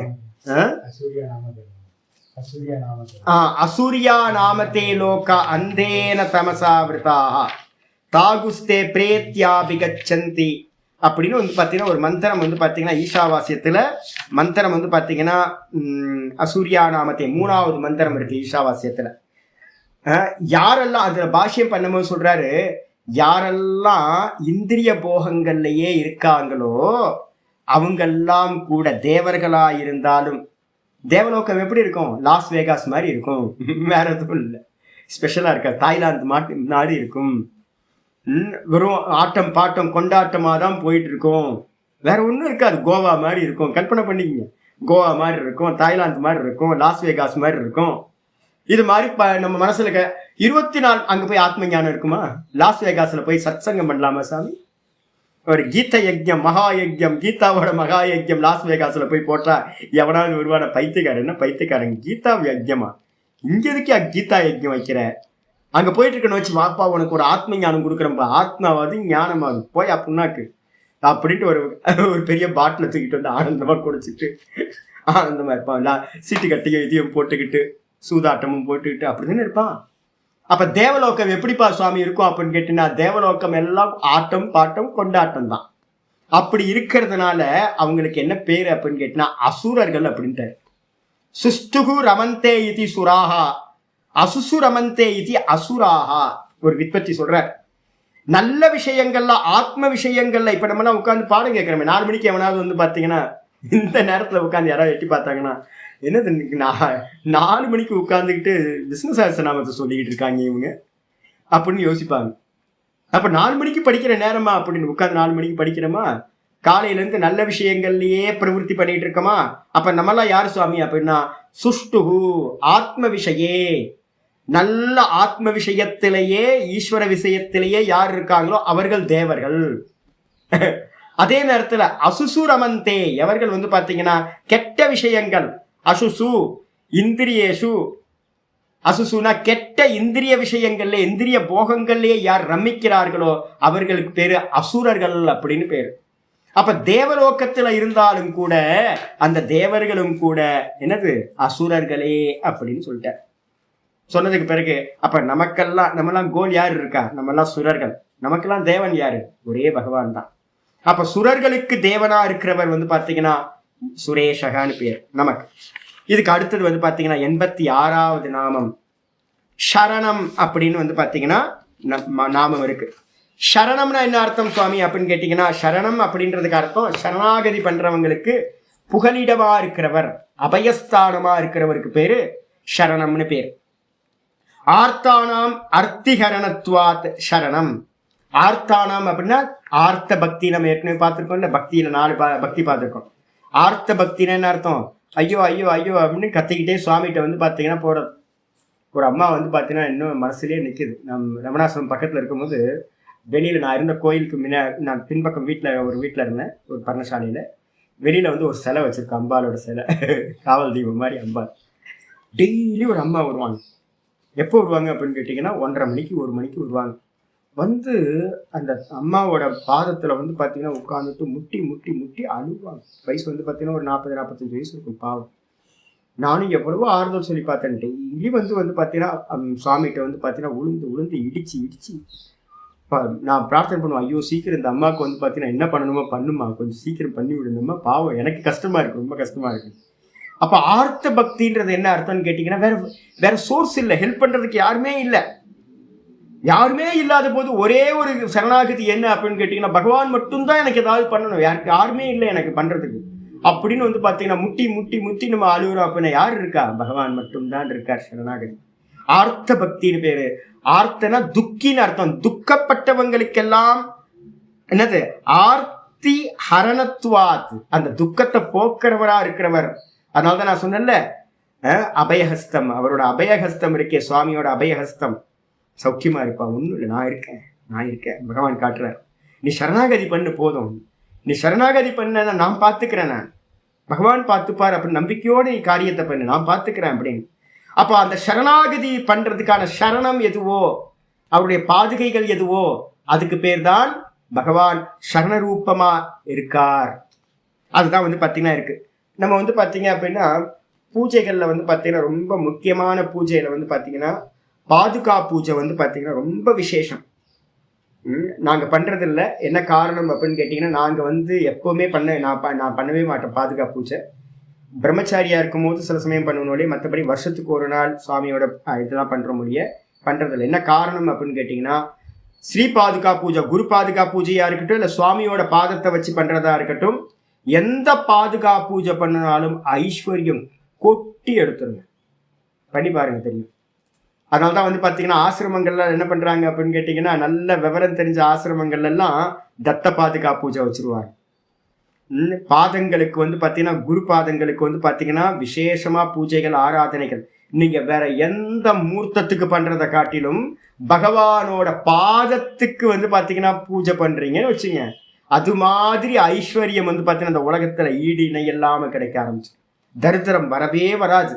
அதனால சன்னியாசிகளாக இருக்கிற நாங்கள் என்ன பண்ணிட்டோம் அப்படின்னு கேட்டால், எங்கள் சுவாமி சொல்லியிருக்காரு, சில காரியங்கள்லாம் பண்ணக்கூடாதுன்னு சொல்லியிருக்காரு. என்னன்னு கேட்டிங்கன்னா, சுவாமியோட பாதத்தை வச்சு பண்ணாத. ஏன் அப்படின்னு கேட்டிங்கன்னா, நிறைய கொடுத்துருவார். கொடுத்துட்டா என்ன ஆகிடும்? மாட்டி போனோமோ. அதனால வந்து பார்த்தீங்கன்னா சரணாகதின்றது வந்து பார்த்தீங்கன்னா, சரணத்துக்கு பூஜை பண்ணாத, எல்லா கர்மத்தையும் என்ன பண்ணு? அர்ப்பணம் பண்ணி கர்ம பலன்களையும் கர்மத்தையும் அர்ப்பணம் பண்ணு. அதுதான் பூஜையா வச்சுக்கோ. நீ பூஜையா பண்ணின அப்படின்னா ஐஸ்வர்யத்துல கிடந்து மாட்டிப்ப. எல்லா இடத்துலயும் அதான் நடக்குது. நீங்க எங்கெல்லாம் வந்து பாத்தீங்க அப்படின்னா, இங்க திருக்கோவிலில் நடந்துட்டு இருக்கு பாதுகா பூஜை, போய் கலந்துக்கிட்டீங்கன்னா உங்களுக்கு ஏதாவது ஐஸ்வர்யம் வேணும், ஏதாவது காரிய சித்தி நடக்கணும் அப்படின்னா இந்த குரு பாதுகாக்கு வந்து பாத்தீங்கன்னா பூஜை பண்றது, ஈஸ்வரனோட பாதுகாக்கு பூஜை பண்றது. இப்ப நாங்க எப்பவுமே வந்து பாத்தீங்கன்னா அந்த அர்ச்சனைகள் இருக்குல்ல, எல்லாம் விவரம் தெரிஞ்சவங்க என்ன பண்ணுவாங்க அப்படின்னா, அர்ச்சனைகள் எல்லாமே மூர்த்தத்துக்கு வந்து பாத்தீங்கன்னா அர்ச்சனை இல்லை. நம்ம வந்து பார்த்தீங்க அப்படின்னா வச்சிருக்கோம்ல, நம்ம தர்ஷன மூர்த்தின்னு வச்சிருப்போம். ஒரு கோயிலுக்கு போனீங்கன்னா இதெல்லாம் பாருங்க, மேலே நம்ம பார்க்குற மூர்த்திக்கு பேர் வந்து பார்த்தீங்கன்னா தர்ஷன மூர்த்தி அப்படின்னு பேர். உற்சவ மூர்த்தி வந்து பார்த்தீங்கன்னா வெளியில தனியாக இருக்கும், தர்ஷன மூர்த்தி தனியாக இருக்கும், அர்ச்சனாமூர்த்தி அப்படின்னு ஒன்று தனியாக இருக்கும். அந்த அர்ச்சனாமூர்த்தி வந்து பார்த்தீங்கன்னா அந்த தர்ஷன மூர்த்திக்கு பார்க்கறதுக்கு நல்ல அலங்காரம் பண்ணி வச்சிருப்பாங்க. அது இல்லை, அதுக்கு கீழே வந்து பார்த்தீங்கன்னா ஒரு தாம்பலத்தில் வந்து பார்த்தீங்கன்னா வச்சிருப்பாங்க, பாதுகா இருக்கும், இல்லை அப்படின்னா ஸ்ரீசக்கரம் இருக்கும், அந்த யந்திரம் இருக்கும். எங்க இருக்கும் அப்படின்னு கேட்டிங்கன்னா அந்த மூர்த்தத்தோட பாதத்தில் இது வந்து இருக்கும். அர்ச்சனை பண்ணும்போது எங்க பண்ணுவாங்க அப்படின்னு கேட்டிங்கன்னா, நீங்கள் அம்பாள் கோயில் போனீங்கனாலும் சரி, எந்த கோயில் போனாலும் அர்ச்சனை வந்து பார்த்தீங்கன்னா என்ன பண்ணுவார்? பட்டர் வந்து பூஜாரி வந்து பார்த்தீங்கன்னா என்ன பண்ணுவார்? அதுக்கு தான் அர்ச்சனை பண்ணுவார் உங்களுக்கு. அப்ப இருக்கிறதுல விசேஷம் எது அப்படின்னு கேட்டீங்கன்னா, தலையில விசேஷம் இல்லை சுவாமி, சுவாமியோட பாதம் சரணம் தான் ரொம்ப விசேஷம், உங்களுக்கு மோட்சம் கொடுக்கக்கூடியது. அதான் இங்க சொல்றாரு, ஆர்த்திஹரணத்துவாத் சரணம், நம்முடைய துக்கங்களை போர்க்கிறதுனால அதுதான் வந்து பார்த்தீங்கன்னா புகலிடம். அதான் சரணம்னு பேரு. அப்ப என்ன அர்த்தம்? சரணம்ன்றதுக்கு அர்த்தம் புகலிடம், எல்லா ஜீவராசிகளுக்கும் புகலிடம், அபயம் தரக்கூடிய இடம் வந்து பார்த்தீங்கன்னா அந்த சரணம். பகவான் தான் அந்த சரணாகதி ரூபமா அவர் தான் இருக்கார். எங்க சுவாமி சொல்லியிருக்கு? 1866 பகவத்கீதான்னு போட்டுங்க. 1866 வந்து பார்த்தீங்கன்னா சொல்றார், முக்கியமாக சொல்றார், சர்வதர்மான் பரித்தியஜ்ய மாமேகம் சரணம் பிரஜ. என்னையே புகலிடமா கொள்ளு, என்னையே நெஸ்டா வச்சுக்கோ. உன்னுடைய எங்க போனாலும் பகவான்கிட்ட தான் வந்தாகணும். அது வந்து பார்த்தீங்கன்னா எல்லாத்தையும் தூக்கி போட்டு வந்து பார்த்தீங்கன்னா சர்வதர்மான் பரித்தியஜ. படிக்கிறது எதுக்கு சுவாமி அப்படின்னு கேட்டீங்கன்னா ஒன்றும் இல்லைன்னு தெரிஞ்சுக்கிறதுக்கு தான் படிக்கிறது. எல்லாத்தையும் வந்து பார்த்தீங்கன்னா எல்லா நாமரூபங்களையும் வந்து பார்த்தீங்கன்னா சும்மா நாமரூபம் எல்லாம் போய் இருக்கிறது ஒரே ஈஸ்வர தத்துவம் தான் இருக்கு அப்படின்னு புண்ணியம் பாப்பம் லாபம் நஷ்டம் புண்ணாக்குன்னு நிறைய வச்சிருக்கோம், நிறைய மைண்ட் செட்டப். இந்த மைண்ட் செட்டப் எல்லாத்தையும் சர்வதர்மான் எல்லாத்தையும் தூக்கி போட்டுட்டு, புண்ணியம் பாப்பம் எல்லாத்தையும் தூக்கி போட்டு பகவானோட சிந்தனையிலேயே வந்து பார்த்தீங்கன்னா சர்வதர்மான் பிரத்யேக மாம் ஏக்கம் சரணம் பிரஜ. என்னையே சரணமா நீ என்ன பண்ணு. ஏன்னா சரணமா நான் தான் இருக்கேன், புகலிடமா நான் தான் இருக்கேன், என்னிடத்துல புகுவாயாக. நான் என்ன பண்ணுவேன் அப்படின்னு கேட்டீங்கன்னா மோக்ஷ ஈஸ்யாமி, நான் வந்து பார்த்தீங்கன்னா மோட்சத்தை உனக்கு அருள்கின்றேன். சர்வ பாப்பேப்பியோ, எல்லா பாப்பங்கள்ல இருந்து உனக்கு விடுதலையை கொடுத்து உனக்கு மோட்ச பதவியை கொடுக்குறேன் அப்படின்ற. அதனால வந்து பார்த்தீங்கன்னா சரணம். இதுக்கு அடுத்தது வந்து பார்த்தீங்கன்னா 87வது நாமம் ஷர்ம. ஷர்ம அப்படின்றது வந்து பார்த்தீங்கன்னா ஸ்ரூ, அது கூட வந்து பார்த்தீங்கன்னா ஸ்ரூ ஹிம்சாயாம்ன்ற ஒரு தாத்துல இருந்து ஸ்ரூ ஹிம்சாயாம், ஸ்ரூ அதுல இருந்து வந்து பார்த்தீங்கன்னா ஷர்ம அப்படின்ற நாமம் செய்யப்பட்டிருக்கு மணின் பிரத்தியம் போட்டு. என்ன அர்த்தம் அப்படின்னு கேட்டீங்கன்னா எல்லா ஷர்மன்றதுக்கு அர்த்தம் வந்து பார்த்தீங்கன்னா பரமானந்த வடிவானவர். எப்படி பரமானந்த வடிவானவர் சொல்றாரு, பரமானந்த ரூபத்துவாத்து ஷர்ம. என்ன பண்றாரு தெரியுங்களா, பரமானந்த ரூபமா இருந்துகிட்டு எல்லாத்தையும் துவம்சம் பண்ணிட்டு சம்சாரத்தை நாசம் பண்ணி நமக்கு வந்து பரமானந்தத்தை கொடுக்கிறவரா. நம்ம சொல்லுவோம் நிறைய இடத்துல வந்து பார்த்தீங்கன்னா நாங்கள் சொல்லுவோம் என்ன அப்படின்னு கேட்டிங்கன்னா, கஷ்டப்பட்டுக்கிட்டு இருக்கிறத காட்டில வந்து பார்த்தீங்கன்னா மரணம் வந்து பார்த்தீங்கன்னா உத்தமம் அப்படின்னு சொல்லுவோம். ஒருத்தர் ரொம்ப துக்கப்பட்டுக்கிட்டு கஷ்டப்பட்டுட்டு பெட்ல படுத்திருக்காரு அப்படின்னா பகவான்கிட்ட என்ன கேட்கணும் அப்படின்னா அவர் பொழைச்சி வந்துடணும். ஒரு 80-90 வயசுக்கு மேலாம் பிரார்த்தனை பண்ண வேணும். பகவானுக்கு என்ன இருக்கோ பெயின் இல்லாமல் இருக்கணும். அப்போ மரணம் வந்து பார்த்தீங்கன்னா நிறைய பேருக்கு வந்து பரமானந்தத்தை கொடுக்கக்கூடியது. ஷர்மன்றதுக்கு அர்த்தம் வந்து பார்த்தீங்கன்னா சிறுதாத்துல இருந்து, நிறைய தாத்துல இருந்து பண்ணலாம். சிறுதாத்துல இருந்து ஹிம்சாயாம அர்த்தம். அவர் என்ன பண்றாருன்னா டும் முடிச்சு விட்டுறாரு. முடிச்ச பரமானந்த ரூபம், இந்த சரீரத்தோட துக்கத்தெல்லாம் நாசம் பண்ணி பரமானந்த ரூபத்தை தரக்கூடியவர். அதனால அவருக்கு பேர் ஷர்மன்னு பேரு, பரமானந்த ரூபத்துவாத்து ஷர்ம. அதுக்கு அடுத்தது வந்து பார்த்தீங்கன்னா விஸ்வரேதா, 88வது நாமம். விஸ்வரேதான்னு என்ன சுவாமி, விஸ்வசிய காரணத்துவாத்து விஸ்வரேதா. இந்த உலகத்துக்கு வந்து பார்த்தீங்கன்னா காரணமா அவர் தான் இருக்கார். விஸ்வரேதான்றதுக்கு அர்த்தம் இந்த ஜெகத்துக்கு வந்து பார்த்தீங்கன்னா காரணமாக இருக்கிறார். எப்படி சுவாமி காரணமா இருக்கார் அப்படின்னு கேட்கும்போது வந்து பார்த்தீங்கன்னா 10வது அத்தியாயத்திலே இருக்கு, அகமாத்மா குடாகேஷக. அகமாத்மா குடாகேஷக சர்வபூதாசயஸ்திதக 10:20 சொல்றார். அகம் ஆதிச்ச மத்தியம் ச பூதானாம் அந்த ஏவச்ச. நான் தான் எல்லா ஜீவராசிகளோட ஆதி காரணமா இருக்கேன். ஆதி காரணம் எது, ரேத்தஸ் தான், சங்கல்பம். முதல்ல வந்து பார்த்தீங்கன்னா எது, சங்கல்பம். அந்த ரேத்தஸ் தான் சங்கல்ப ரூபமா, பகவானோட சங்கல்பம் தான் ரேத்தஸா ஆச்சு. இந்த மொத்த ஜெகத்தையும் நான் படைப்பேன் அப்படின்னு வந்து பார்த்தீங்கன்னா அவர் சங்கல்பம் பண்ணார் பார்த்தீங்களா. அதனால தான் இந்த ஜெகத்து உண்டாச்சு. அவர் சங்கல்பம் பண்ணலன்னா ஜெகத்து உண்டாகாதே. நாளைக்கு தோசை போடணும் அப்படின்னு என்னைக்கு நீங்கள் சங்கல்பம் பண்ணுவீங்க? இன்னைக்கு சங்கல்பம் பண்ணாதானே அரிசியில் ஊற வைக்க முடியும். அப்போ வந்து அதுக்கப்புறம் தானே நாளைக்கு வந்து பார்த்தீங்கன்னா தோசை வாக்க முடியும். அதே மாதிரி தான் பகவான் என்ன பண்றாரு அப்படின்னு கேட்டீங்கன்னா, அந்த ஜெகத்தை சிருஷ்டிப்பேன் அப்படின்னு அவர்கிட்ட சங்கல்பம் வந்துச்சு. அந்த சங்கல்பம் தான் ரேத்தஸ் விஸ்வரேதாஹா அப்படின்னு அவருக்கு பேர். பாஷிகர் சொல்றாரு விஸ்வசிய காரணத்துவாத். இந்த விஸ்வத்துக்கு வந்து பார்த்தீங்கன்னா ஆதி காரணமா இருக்கிறதுனால விஸ்வரேதாஹான்னு பேரு.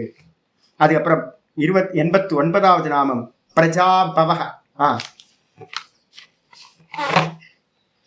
ஆமா ஆமா அது கூட போட்டுக்கலாம். ஆமா அது கூட போட்டுக்கலாம். ஆமா ரொம்ப அற்புதமான மந்திரம். என்ன ஸ்லோகம் நம்பர் என்னது, 14:3. அதையும் போட்டுங்க, 14:3 போட்டுங்க. ரொம்ப அற்புதமான, ரொம்ப கரெக்டானது. அதான் நான் வந்து தேடி பார்த்தேன், அதில் வந்து எனக்கு இது எங்கே இருக்குன்னு தெரியாமல் போச்சு. 14:3 கரெக்ட். பாருங்க கரெக்டாக உங்களுக்கு இப்போ மனன காரியம் ஸ்டார்ட் ஆயிடுச்சா. நான் இதை தான் எல்லாத்துக்கும் வரணும்னு நினச்சேன். என்னன்னு கேட்டிங்கன்னா மெதுவாக உங்களுக்கு என்ன வரணும்னா, ஒரு சப்தம் சொன்னாவே இது எங்கேயோ சாமி சொல்லியிருக்காரு. இந்த நம்பர்லாம் கோட் பண்ணுறேன்ல, இந்த நம்பர்லாம் வந்து பார்த்தீங்கன்னா எங்கேயாவது நீங்கள் அங்கே புக்கெல்லாம் வச்சுட்டு பார்த்துக்கிட்டே வந்தீங்கன்னா என்ன நடக்கும் தெரியுங்களா உங்களுக்கு? வேதாந்தம்ன்றது ஒரே சாஸ்திரம், ஏக சாஸ்திரம். அதனால தான் நான் வந்து உங்களுக்கு கொட்டேஷன்லாம் கொடுத்துக்கிட்டே இருக்கிறது அதுக்காக தான் கொடுத்துட்ருக்கேன். இப்போ வந்து பாருங்க, சித்ராமாக்கு டக்குன்னு பார்வதி அம்மாவுக்கு சித்ராமாவுக்கு டக்குன்னு ஞாபகம் வந்துச்சு. ஐயோ இது எங்கேயோ படிச்சிருக்குமே விஸ்வரேதா, இந்த மீனிங் எங்கேயோ இருக்கா? எங்கே இருக்கு? மமயோ நிர் மகத் பிரம்ம தஸ்மின் கர்ப்பம் ததாம்யகம் சம்பவ சர்வபூதானாம் ததோ பவதி பாரத.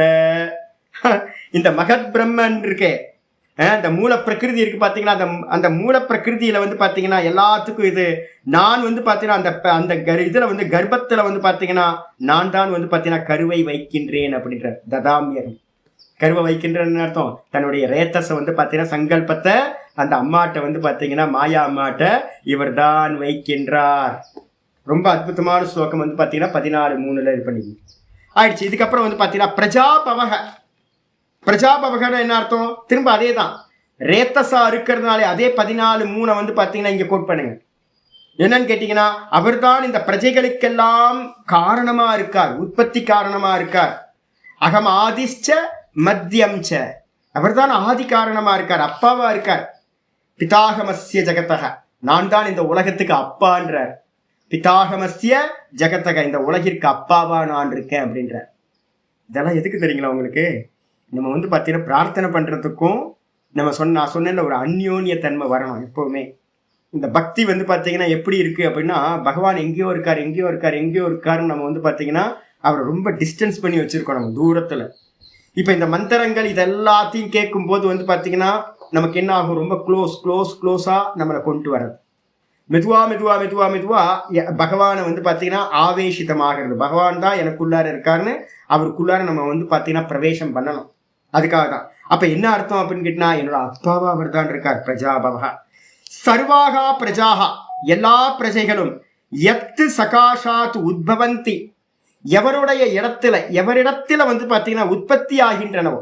சகாசம்ன்றதுக்கு அர்த்தம் அருகாமைன்னு எடுக்கலாம். இந்த இடத்துல வந்து அருகாமைன்னு எடுக்காதீங்க, எவருக்கு மேலன்னு எடுத்துங்க. எல்லா பிரஜைகளும் எதனிடத்தில் உற்பத்தி ஆகின்றனவோ அந்த அவருக்கு பேர் வந்து பார்த்தீங்கன்னா பிரஜாபவகன்னு அர்த்தம். யாரு? பகவான் தான். எல்லாத்தோட ஆதார தத்துவமா பகவான் தான் இருக்கார். அதுக்கப்புறம் ஆமா 4 கூட சொல்ல. ஆமா அதுவும் சொல்ல. ஆமா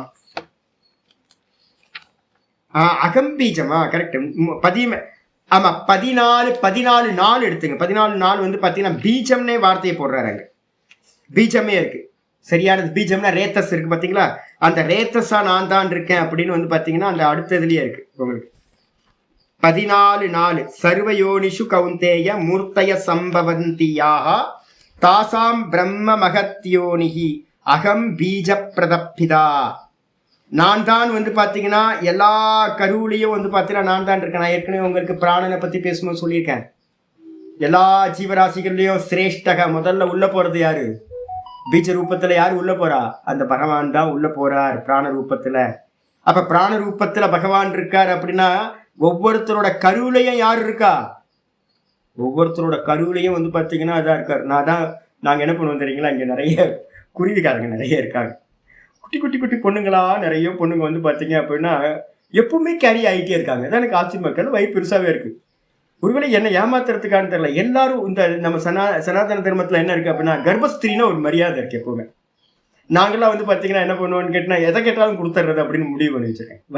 வயிறோட யாராவது கர்ப்பத்தோட இருந்தாவே நான் என்ன பண்ணுவேன் அப்படின்னு கேட்டீங்கன்னா இதெல்லாம் படிச்சு வச்சிருக்கோமா? உள்ள பகவான் இருக்கார், கர்ப்பமா இருக்கார். அதனால வந்து பார்த்தீங்கன்னா என்ன கேட்டாலும் கொடுத்துட்றது அப்படின்னு. ஏன்னா பகவான் இருக்காரு. இப்போ நம்ம அதனால தான் நம்ம என்ன பண்றோம்?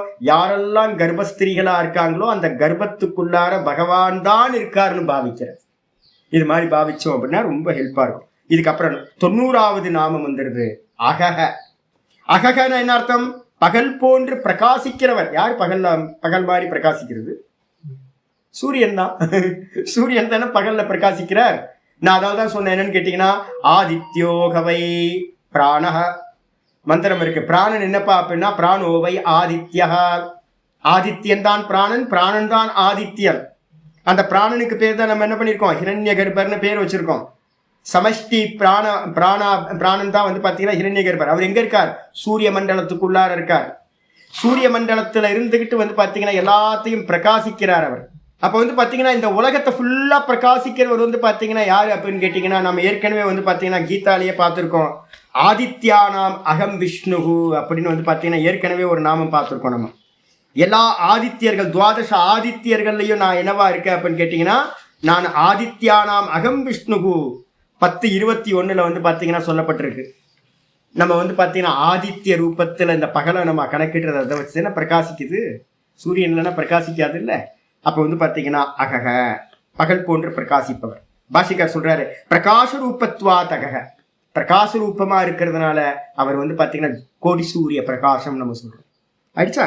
அதுக்கப்புறம் 91 சம்பத்சரஹா, பிரஷ்னோபனிஷத்துல சொல்லியிருக்கல. சம்பத்சரகனா என்ன சுவாமி அப்படின்னு கேட்டா வருஷத்துக்கு பேரு சம்பத்சரம்னு பேரு. காலரூப்பியா பகல் பொழுதாவும் அவர் தான் இருக்கார். சூரியனா இருக்கிறதுனால வந்து பார்த்தீங்கன்னா அவர் தான் வருஷமாகவும் இருக்கார். சம்பத்சரோவை பிரஜாபதி மந்திரம் வந்து பார்த்தீங்கன்னா 1:4 வந்து பார்த்தீங்கன்னா பிரஷ்ன உபநிஷத்துல சொல்லப்பட்டிருக்கு. 1:4 இல்லை, சம்பத்சரோவை பிரஜாபதி 1:9 வந்து பார்த்தீங்கன்னா சொல்லப்பட்டிருக்கு. சம்பத்சரோவை பிரஜாபதி, காலமே இருக்கார். எப்பவுமே வந்து பார்த்தீங்கன்னா காலத்தை வந்து பார்த்தீங்கன்னா நிந்தனையே பண்ணாதீங்க. ஐயே இப்போ வெயில் காலம் வரப்போகுது இல்லை, வெயில் காலம் வர சே என்ன வெயில் அடிக்குது, சே என்ன குளிர் அடிக்குது, சே என்ன மழை, அதுக்கப்புறம் பகவான் சாபம் விட்டுருவார். அதனால வந்து பார்த்தீங்கன்னா என்ன பண்ணுங்க, பகவான் நாங்கள் இப்போ சொல்லுவோம் பகவான் இப்பவே தகிக்க ஆரம்பிச்சார் அண்ணாமலையில். பகவான் இப்பவே தகிக்க ஆரம்பிச்சிட்டார், அவரோட சொரூபத்தை காட்ட ஆரம்பிச்சிட்டார். எவ்வளோ அருமையா இருக்குல்ல கேட்கறதுக்கு. சே என்ன வெயில், என்ன இப்படி வெயில் அடிக்குது சே அப்படின்னு ஒரு உதாசீனப்படுத்தாம எப்படி பார்க்கணும், அண்ணாமலையார் தன்னுடைய சுரூபத்தை காட்ட ஆரம்பிச்சிட்டார். இது வரைக்கும் வந்து பார்த்தீங்கன்னா வேற சுரூபத்தில் இருந்தார், இப்போ வந்து தகிக்க ஆரம்பிச்சிருக்கார், ஸ்வெட்டிங் ஆக ஆரம்பிச்சிருச்சு அப்படின்றோம். அப்போ காலத்தை வந்து பார்த்தீங்கன்னா ஈஸ்வரனா பாவிக்க. சம்பத்சரம் ஆச்சாரிய சொல்றார் காலாத்மனா ஸ்திதோ விஷ்ணுகு. காலாத்மனானா என்ன அர்த்தம், கால வடிவாக விஷ்ணு தான் வந்து பார்த்தீங்கன்னா இருக்கிறார். சம்பத்சர இத்யுக்தா, அதனால அவருக்கு பேர் வந்து பார்த்தீங்கன்னா சம்பத்சரம் என்று சொல்லப்படுகின்றார். காலமா அவர் தான் இருக்கார். அதுக்கப்புறம் வியால அப்படின்னு ஒரு வார்த்தை இருக்கு. வியாலன்றதுக்கு அர்த்தம் வந்து பார்த்தீங்கன்னா வைல்டு அனிமல்ஸுக்கு வந்து பார்த்தீங்கன்னா வியால, புலிக்கு வந்து பார்த்தீங்கன்னா வியாலன்னு ஒரு பேர் இருக்கு. வியாக்ரன்னு இருக்குல்ல, அதே மாதிரி வியால, வியாக்ர வியால. வியாக்ரன்ற சப்தம் எப்படி ஆச்சோ அதே மாதிரிதான் வியாலன்ற சப்தம். அதுக்கு வந்து பார்த்தீங்கன்னா ஆச்சாரியா சொல்றார் இதுக்கு என்ன ரகசியார்த்தம் சுவாமி அப்படின்னு கேட்டா, ஆச்சாரியர் பாஷ்யத்துல சொல்றார் என்ன அர்த்தம் அப்படின்னு கேட்டா, வியாலவத்து கிரகீத்தும் அசக்கியத்வாத் வியாலக. எப்படி வந்து பார்த்தீங்கன்னா புலியை பிடிக்க முடியாதோ, டைகரை பிடிக்க முடியாதோ, டைகருக்கு பேரும் வந்து பார்த்தீங்கன்னா வியாலன் இருக்கு, சர்ப்பத்துக்கு பேரு மகா சர்ப்பம். எது வந்து பெரிய ராஜநாகம் இருக்கு பார்த்தீங்களா, அந்த ராஜநாகத்துக்கு பேரும் வந்து பார்த்தீங்க அப்படின்னா வியாலன்னு பேரு. ரெண்டுமே பிரயோகத்தில் இருக்கிறது. புலிக்கும் பேரு, அதே மாதிரி வந்து பார்த்தீங்கன்னா பாம்பு ராஜநாகத்துக்கும் பேர். ரெண்டுத்தையும் பிடிக்க முடியாது, ரொம்ப ஈஸி, அவ்வளோ ஈஸிலாம் இல்லை. இங்கே நிறைய யூடியூப் வீடியோ இருக்கு பாருங்க, ராஜநாகம்லாம் 10-12 அடி.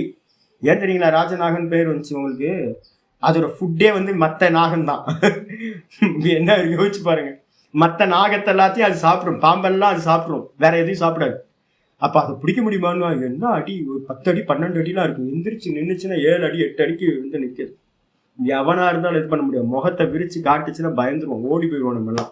அதை போய் எப்படி பிடிக்கிறது? அப்போ வந்து பார்த்தீங்கன்னா வியாலகன்றது பிடிக்க முடியாதது. இதுக்கு என்ன அர்த்தம் சுவாமி அப்படின்னு கேட்டிங்கன்னா, பிருகதாரண்யத்தில் 3:9-26 இந்த பகவான் வந்து பார்த்தீங்கன்னா எப்படிப்பட்டவர் அப்படின்னா, வியாலவத்து கிரகீத்தும் அசக்கியத்வாத்து. நீங்க பாம்பு மாதிரி, சிங்கம் புலி மாதிரி வந்து பிடிக்க முடியாதவர். ஏன் சுவாமி அப்படின்னு கேட்டீங்கன்னா, அனோரணியான், அணுவிற்கும் அணுவானவர். அவர் எப்படி பிடிக்க முடியாது அப்படின்னா, ஒரே ஒரு மந்திரம் தான் இருக்கு, சொல்லியிருக்கு 3:9-26 நேத்தி நேத்தி இத்தியாத்மா அக்ரிஹ்யோ நகி கிரஹ்யதே. அவர் வந்து பார்த்தீங்கன்னா எப்படிப்பட்டவர் அப்படின்னா, கிரகணம் செய்ய முடியாதவர், பிடிக்க முடியாதவர். அப்ப எப்படி பிடிக்கிறது அப்படின்னு கேட்டீங்கன்னா, பிடிக்க முடியாது அவரை. நீங்க என்ன ட்ரை பண்ணாலும் பிடிக்க முடியாது பகவானை. அப்ப எப்படி பிடிக்க முடியும்? இன்னைக்கு காலையில ஒண்ணு வந்து பாத்தீங்கன்னா பகவானை பத்தி சொல்லியிருக்கோம். அனன்யா பக்தியா லப்யா. அனன்ய பக்தி அப்படின்னா என்ன அர்த்தம்? நான் தான் அந்த பகவானா இருக்கேன்னு மட்டும்தான் அவரை அறிய முடியும் ஒழிய எனக்கு அந்நியமா அவரை என்ன பண்ண முடியாது, அடைய முடியாது, பிடிக்க முடியாது. ஏன்? அவர் வந்து பாத்தீங்கன்னா அவரோட சுபாவமே ஜீவராசிகள்கிட்ட ஆத்மாவா இருக்கிறது தான். ஆமா, தஸ்யாகம் சுலப பார்த்த. ரொம்ப ஈஸி. எப்படி அப்படின்னு கேட்டீங்கன்னா அனன்ய பக்தியினால்தான் ரொம்ப சுலபமா அவரை வந்து பாத்தீங்கன்னா அடைய முடியும். அதனால வந்து பாத்தீங்கன்னா ஆப்ஜெக்ட் அவரை பிடிக்கவே முடியாது அப்படின்றதுக்கு தான் வியாலகன்ற சப்தம். அதுக்கப்புறம் 93வது சப்தம் சொல்லுது பிரத்யயா. பிரத்யம்ன்றதுக்கு அர்த்தம் வந்து பாத்தீங்கன்னா என்ன சுவாமி அப்படின்னு கேட்டீங்கன்னா, நான் ஏற்கனவே நம்ம வேதாந்தம் சொல்லும் போது சொல்லியிருக்கேன். பிரத்யம் அப்படின்னா என்ன அர்த்தம்? சுத்த பிரம்மம், கான்சியஸ்னஸ். நான் தூக்கத்துல நான் இருக்கேன்ல, அந்த சுத்த பிரம்மத்துக்கு மேல என்ன இருக்கு? ஒன்னும் தெரியலன்ற அவித்யா. அந்த அவித்யா எப்படிப்பட்டது? திரிகுணாத்மிகான்னு பேரு. இந்த அவித்யா என்ன பண்ணுது அப்படின்னு கேட்டீங்கன்னா மூவபிள், சதா சலனத்தோடு இருக்கிறது. இந்த ஆத்மா வந்து அச்சலம். இந்த ஆத்மாவோட ஷேடோவா இருக்கிற அந்த அவித்யா திரிகுணாத்மிகா, சலிக்கிறது. சலம், குணம், விருத்தம், சதா சலிச்சுக்கிட்டே இருக்கிறது. இது என்ன பண்ணுது அப்படின்னு கேட்டீங்கன்னா அதுல இருந்து உற்பத்தி ஆகிறது என்னது? முதல்ல உற்பத்தி ஆகிறது பிராண தத்துவம். அதுவும் சலிச்சுக்கிட்டே இருக்கும், கிரியாசக்தின்னு பேரு. அதுக்கப்புறம் அதுல இருந்து 2வது தத்துவமா வேக்கப் ஆகும் போது புத்தி வேக்கப் ஆகுது. அந்த புத்தி வந்து பாத்தீங்கன்னா இது கிரியாவா இருந்துச்சுன்னா இந்த புத்தி ஞானம்னு பேரு. அந்த புத்தியில என்ன பண்ணுது அப்படின்னு கேட்டீங்கன்னா அந்த திரிகுணமா இருக்கக்கூடிய 3 குணங்கள் என்னது? ஒரு ஃப்ளோவா வந்து பாத்தீங்கன்னா தாட் ஸ்டார்ட் ஆகுது. அந்த தாட்டு வந்து பாத்தீங்கன்னா கூட யார் இருக்கா அப்படின்னு கேட்டீங்கன்னா தாட்டுக்கு, ஒவ்வொரு தாட்டுக்கு கீழையும் யார் இருக்கா அப்படின்னா இந்த நான்ற கான்சியஸ்னஸ் இருக்கு. இந்த நானுக்கு மேல ஒன்னும் தெரியலன்ற அந்த இது வந்து பாத்தீங்கன்னா அவித்யா 3 குணங்களை உடையதா சத்துவ விருத்தி, ரஜோ விருத்தி, தமோ விருத்தின்னு வெளியில கிளம்பி போகுது. அதுக்கு பேரு புத்தி விருத்தின்னு பேரு. இந்த புத்தி விருத்தி வந்து பாத்தீங்கன்னா மெதுவா போய் என்ன போகுது? மனசுக்கு போகணும்னு அதுக்கு பேரு மனோவிருத்தின்னு பேரு. மனசுல இருந்து வந்து பாத்தீங்கன்னா 5 விபாகமாயி 5 இந்திரியங்கள் வழியா வெளியில போகுது. 5 இந்திரியங்கள் வழியா நான் கண்ணு, காது, மூக்கு, வாய் எல்லாத்துல இருந்தும் கண்ணோட விருத்தி மட்டும்தான் வெளியில போகும். மற்றதுல எல்லாம் என்ன இருக்குன்னு கேட்டீங்கன்னா அந்தந்த இடத்துல நாக்குல வந்து பாத்தீங்கன்னா பட்ஸ் இருக்குல்ல, அங்க வந்து பாத்தீங்கன்னா அந்த ரசவிருத்தி வந்து பாத்தீங்கன்னா அங்க காத்துக்கிட்டே இருக்கும். எதை வச்சாலும் அது வந்து பாத்தீங்கன்னா உள்ள மெசேஜை பாஸ் பண்ணும். இந்த கண்ணு மட்டும்தான் தூரத்துல இருக்கிற அந்த மலையில என்ன இருக்கு அப்படின்னு பார்க்கும், தூரத்துக்கு போய் பார்க்கும். காது வந்து பாத்தீங்கன்னா அங்கேயே இருக்கும், அந்த ட்ரம்ஸ்லயே வந்து பாத்தீங்கன்னா அந்த ஸ்ரோத்திரேந்திரியம் இருக்கும், வர சப்தங்கள் எல்லாத்தையும் கிரகணம் பண்ணும். அதே மாதிரி வந்து இந்த சருமத்திலேயே வந்து பாத்தீங்கன்னா அந்த அடுத்த விருத்தி தொக்விருத்தி இருக்கும், அது வந்து பாத்தீங்கன்னா தொட்டா உணர்வுகளை அனுப்பும். இது மாதிரி 5 இந்திரியங்கள்ல கண்களை தவிர்த்து மற்றது எல்லாம் அந்தந்த இடத்துல இருக்கு. இதுக்கு பேரு பஞ்ச இந்திரிய விருத்திகள்னு பேரு. இந்த இந்திரிய விருத்திகள் என்ன பண்ணும் அப்படின்னு கேட்டீங்கன்னா நேரடியா பிரத்யட்சமா உங்களுக்கு எதோட சம்பந்தம், விஷயத்தோட வர சம்பந்தத்தை எல்லாத்தையும் டேட்டாஸ், இந்த டேட்டாஸ் எல்லாத்தையும் கொண்டுட்டு போய் என்ன பண்ணுது? கிராஸ் பண்ணி அது கொண்டுட்டு போய் என்ன பண்ணுது அப்படின்னா மனசுட்ட வந்து சமர்ப்பணம் பண்ணுது. மனசு வந்து என்ன பண்ணுது? அது வந்து சஞ்சலமா இருக்கிறது, சங்கல்ப விகல்பாத்மகம், அதுக்கு டிசைடிங் ஃபேக்டர் அதுகிட்ட இல்லை. அதனால அது என்ன பண்ணுது அப்படின்னு கேட்டீங்கன்னா இது என்னன்னு தெரியலையே அப்படின்ட்டு கம்பேர் பண்றதுக்கு வந்து பாத்தீங்கன்னா சித்தத்துல ஏற்கனவே அது மாதிரி சிமிலரா ஏதாவது இருந்துச்சுன்னா அந்த டேட்டாஸையும் கொண்டுட்டு இப்ப பிரசன்ட்ல வந்த டேட்டாஸையும் எடுத்துக்கிட்டு கொண்டுட்டு போய் வந்து பாத்தீங்கன்னா புத்திட்ட ரிட்டர்ன் போய் கொடுக்குது. புத்திட்ட கொடுத்தோன அந்த புத்தி தான் வந்து பாத்தீங்கன்னா நிச்சயாத்மிகா புத்தி, சங்கல்ப ரூபமா இருக்கிறது, நிச்சயம் பண்ணக்கூடியது அந்த புத்தி. அந்த புத்தி தான் சொல்லுது டேட்டாஸ் எல்லாத்தையும் 5 டேட்டா வச்சுக்கிட்டு இதெல்லாத்தையும் இது இல்லை, இது இல்லை, இது இல்லைன்னு இதுதான், இது மலை, இது வீடு, இது லேப்டாப், இது மானிட்டர், இது கேமரா அப்படின்னு இவர் ராமன், இவர் கிருஷ்ணன் அப்படின்னு வந்து பாத்தீங்கன்னா டிசைட் பண்றது இந்த புத்தி. அந்த புத்தியில உண்டாகக்கூடிய அந்த புத்தி விருத்திக்கு என்ன பேரு அப்படின்னா அந்த புத்தி விருத்திக்கு பேர் தான் ஞானம் அப்படின்னு பேரு. அங்க வந்து சாலிடா இருக்கிறது, அதுக்கு பேரு சம்ஸ்கிருதத்துல என்ன பேருனா பிரத்யயம்னு பேரு. பிரத்யயம்னா ஞானம். இங்க ஆச்சாரியார் சொல்றாரு பிரத்யேகனா என்ன அர்த்தம்? பிரதீதிஹி பிரஜ்ஞா. பிரதீத்தினா என்ன அர்த்தம்? பிரஜ்ஞா, அறிவு. அந்த அறிவுக்கு பேர் வந்து பாத்தீங்கன்னா என்னது? இந்த பிரதீத்தினாவே பிரஜ்ஞான்னு பேரு, அறிவுன்னு பேரு. அந்த அறிவு தான் வந்து பார்த்தீங்கன்னா அறிவு ரூபமா யார் இருக்கா அப்படின்னு கேட்டீங்கன்னா பகவான் இருக்கார். ஒவ்வொரு நாலேஜாவும் பகவான் தான் இருக்கார். ஏன் அப்படின்னு கேட்டீங்கன்னா என்ன இருக்கு, ஒவ்வொரு தாட்டு கீழே யார் இருக்கா, ஒவ்வொரு தாட்டு கீழையும் நான்ற அந்த கான்சியஸ்னஸ் இருக்கு. ஒவ்வொரு தாட்டு கீழையும் வந்து பார்த்தீங்கன்னா நான்ற கான்சியஸ்னஸ் இருக்கு. கான்சியஸ்னஸ்க்கு மேலதான் இந்த நாமரூபமான தாட் இருக்கு. புஸ்தகம் புஸ்தகம் இருக்கிறது. ஒரு தாட் இருக்கா, ஜி அங்க என்ன இருக்கு பாருங்க. அப்ப நான் சொல்றேன், சுவாமி அங்க புக்கு வச்சிருக்கு சுவாமி, என்னவா இருக்குது, அது புஸ்தகமா இருக்கு சுவாமி. அது என்னவா இருக்கு, அது மலையா இருக்கு சுவாமி. அது என்னவா இருக்கு, அவர் ராமனா இருக்காரு சுவாமி, அவர் கிருஷ்ணன் வந்திருக்காரு சுவாமி. அப்ப நம்ம சொல்றோம்னு வச்சுங்களேன், இதுல மேல இருக்கிறதும் கீழே இருக்கிறது என்ன தெரியுங்களா, அது புஸ்தகமா இருக்கிறது. அதுவும் இருக்கிறதும் ஈஸ்வர ரூபம், சச்சிதானந்தம். நடுவுல புஸ்தகம் மட்டும்தான் வந்து பாத்தீங்கன்னா என்ன ரூபம், இந்த ஜெகத் நாம ரூபம். அப்ப எல்லாத்து கூடயும் வந்து பாத்தீங்கன்னா நீங்க உங்களுக்கு உள்ளார ஒரு தாட், எந்தெந்த தாட் எல்லாம் தோணுதோ, தங்க கம்மல், தங்க மூக்குத்தி, தங்க ஒட்டியானம், தங்க பிரேஸ்லெட் அப்படின்னு சொல்றோம்னு வச்சுங்களேன். அந்த தங்கம் தங்கம் தங்கன்றதெல்லாம் பேஸ் ஒண்ணுதான். அதுக்கு மேல இருக்க மூக்குத்தி ஒட்டியான கம்மல்லாம் மாறிட்டே இருக்கு. அதே மாதிரி வந்து பாத்தீங்கன்னா ஒவ்வொரு தாட், ஒவ்வொரு அறிவுக்கும் கீழே வந்து பாத்தீங்கன்னா பியூர் கான்சியஸ்னஸா இருக்கிறது யாரு அப்படின்னா அறிவா இருக்கிறது, பிரஜானம்னு பேரு. அந்த பிரஜானமா இருக்கிறது வெறும் பேஸான நாலேஜ், தூய அறிவு, தூய ஞானம். அவர் வந்து பாத்தீங்கன்னா அந்த பிரம்மமா இருக்கார், ஒவ்வொரு ஞானத்திலையும் இருக்கார். பிரதிபோத விதித்தம் மதம் அப்படின்னு வந்து பாத்தீங்கன்னா கேனோபனிஷத் சொல்லுது. ஒவ்வொரு விருத்தியிலையும் அவர் தான் சுவாமி இருக்கார்.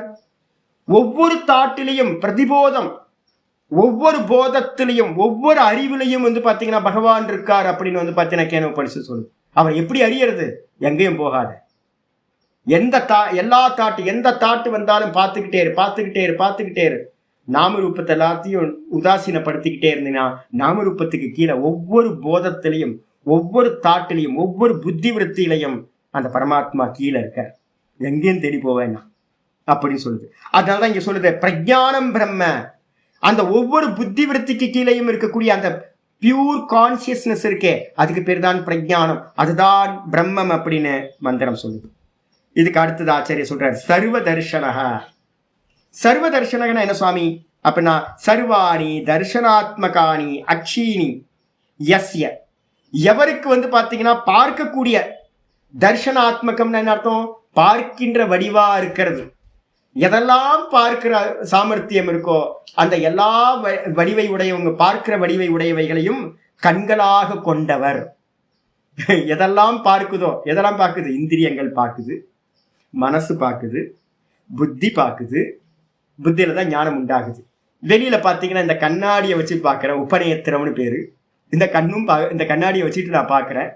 அப்ப எதெல்லாம் பார்க்கறதுக்கு வந்து பாத்தீங்கன்னா இன்ஸ்ட்ருமெண்டா இருக்கோ அந்த இன்ஸ்ட்ருமெண்ட்டை எல்லாத்தையும் வந்து பாத்தீங்கன்னா எவர் வந்து பாத்தீங்கன்னா தன்னுடைய கண்களாக வச்சிட்டு இருக்காரோ, விஸ்வத சக்ஷு.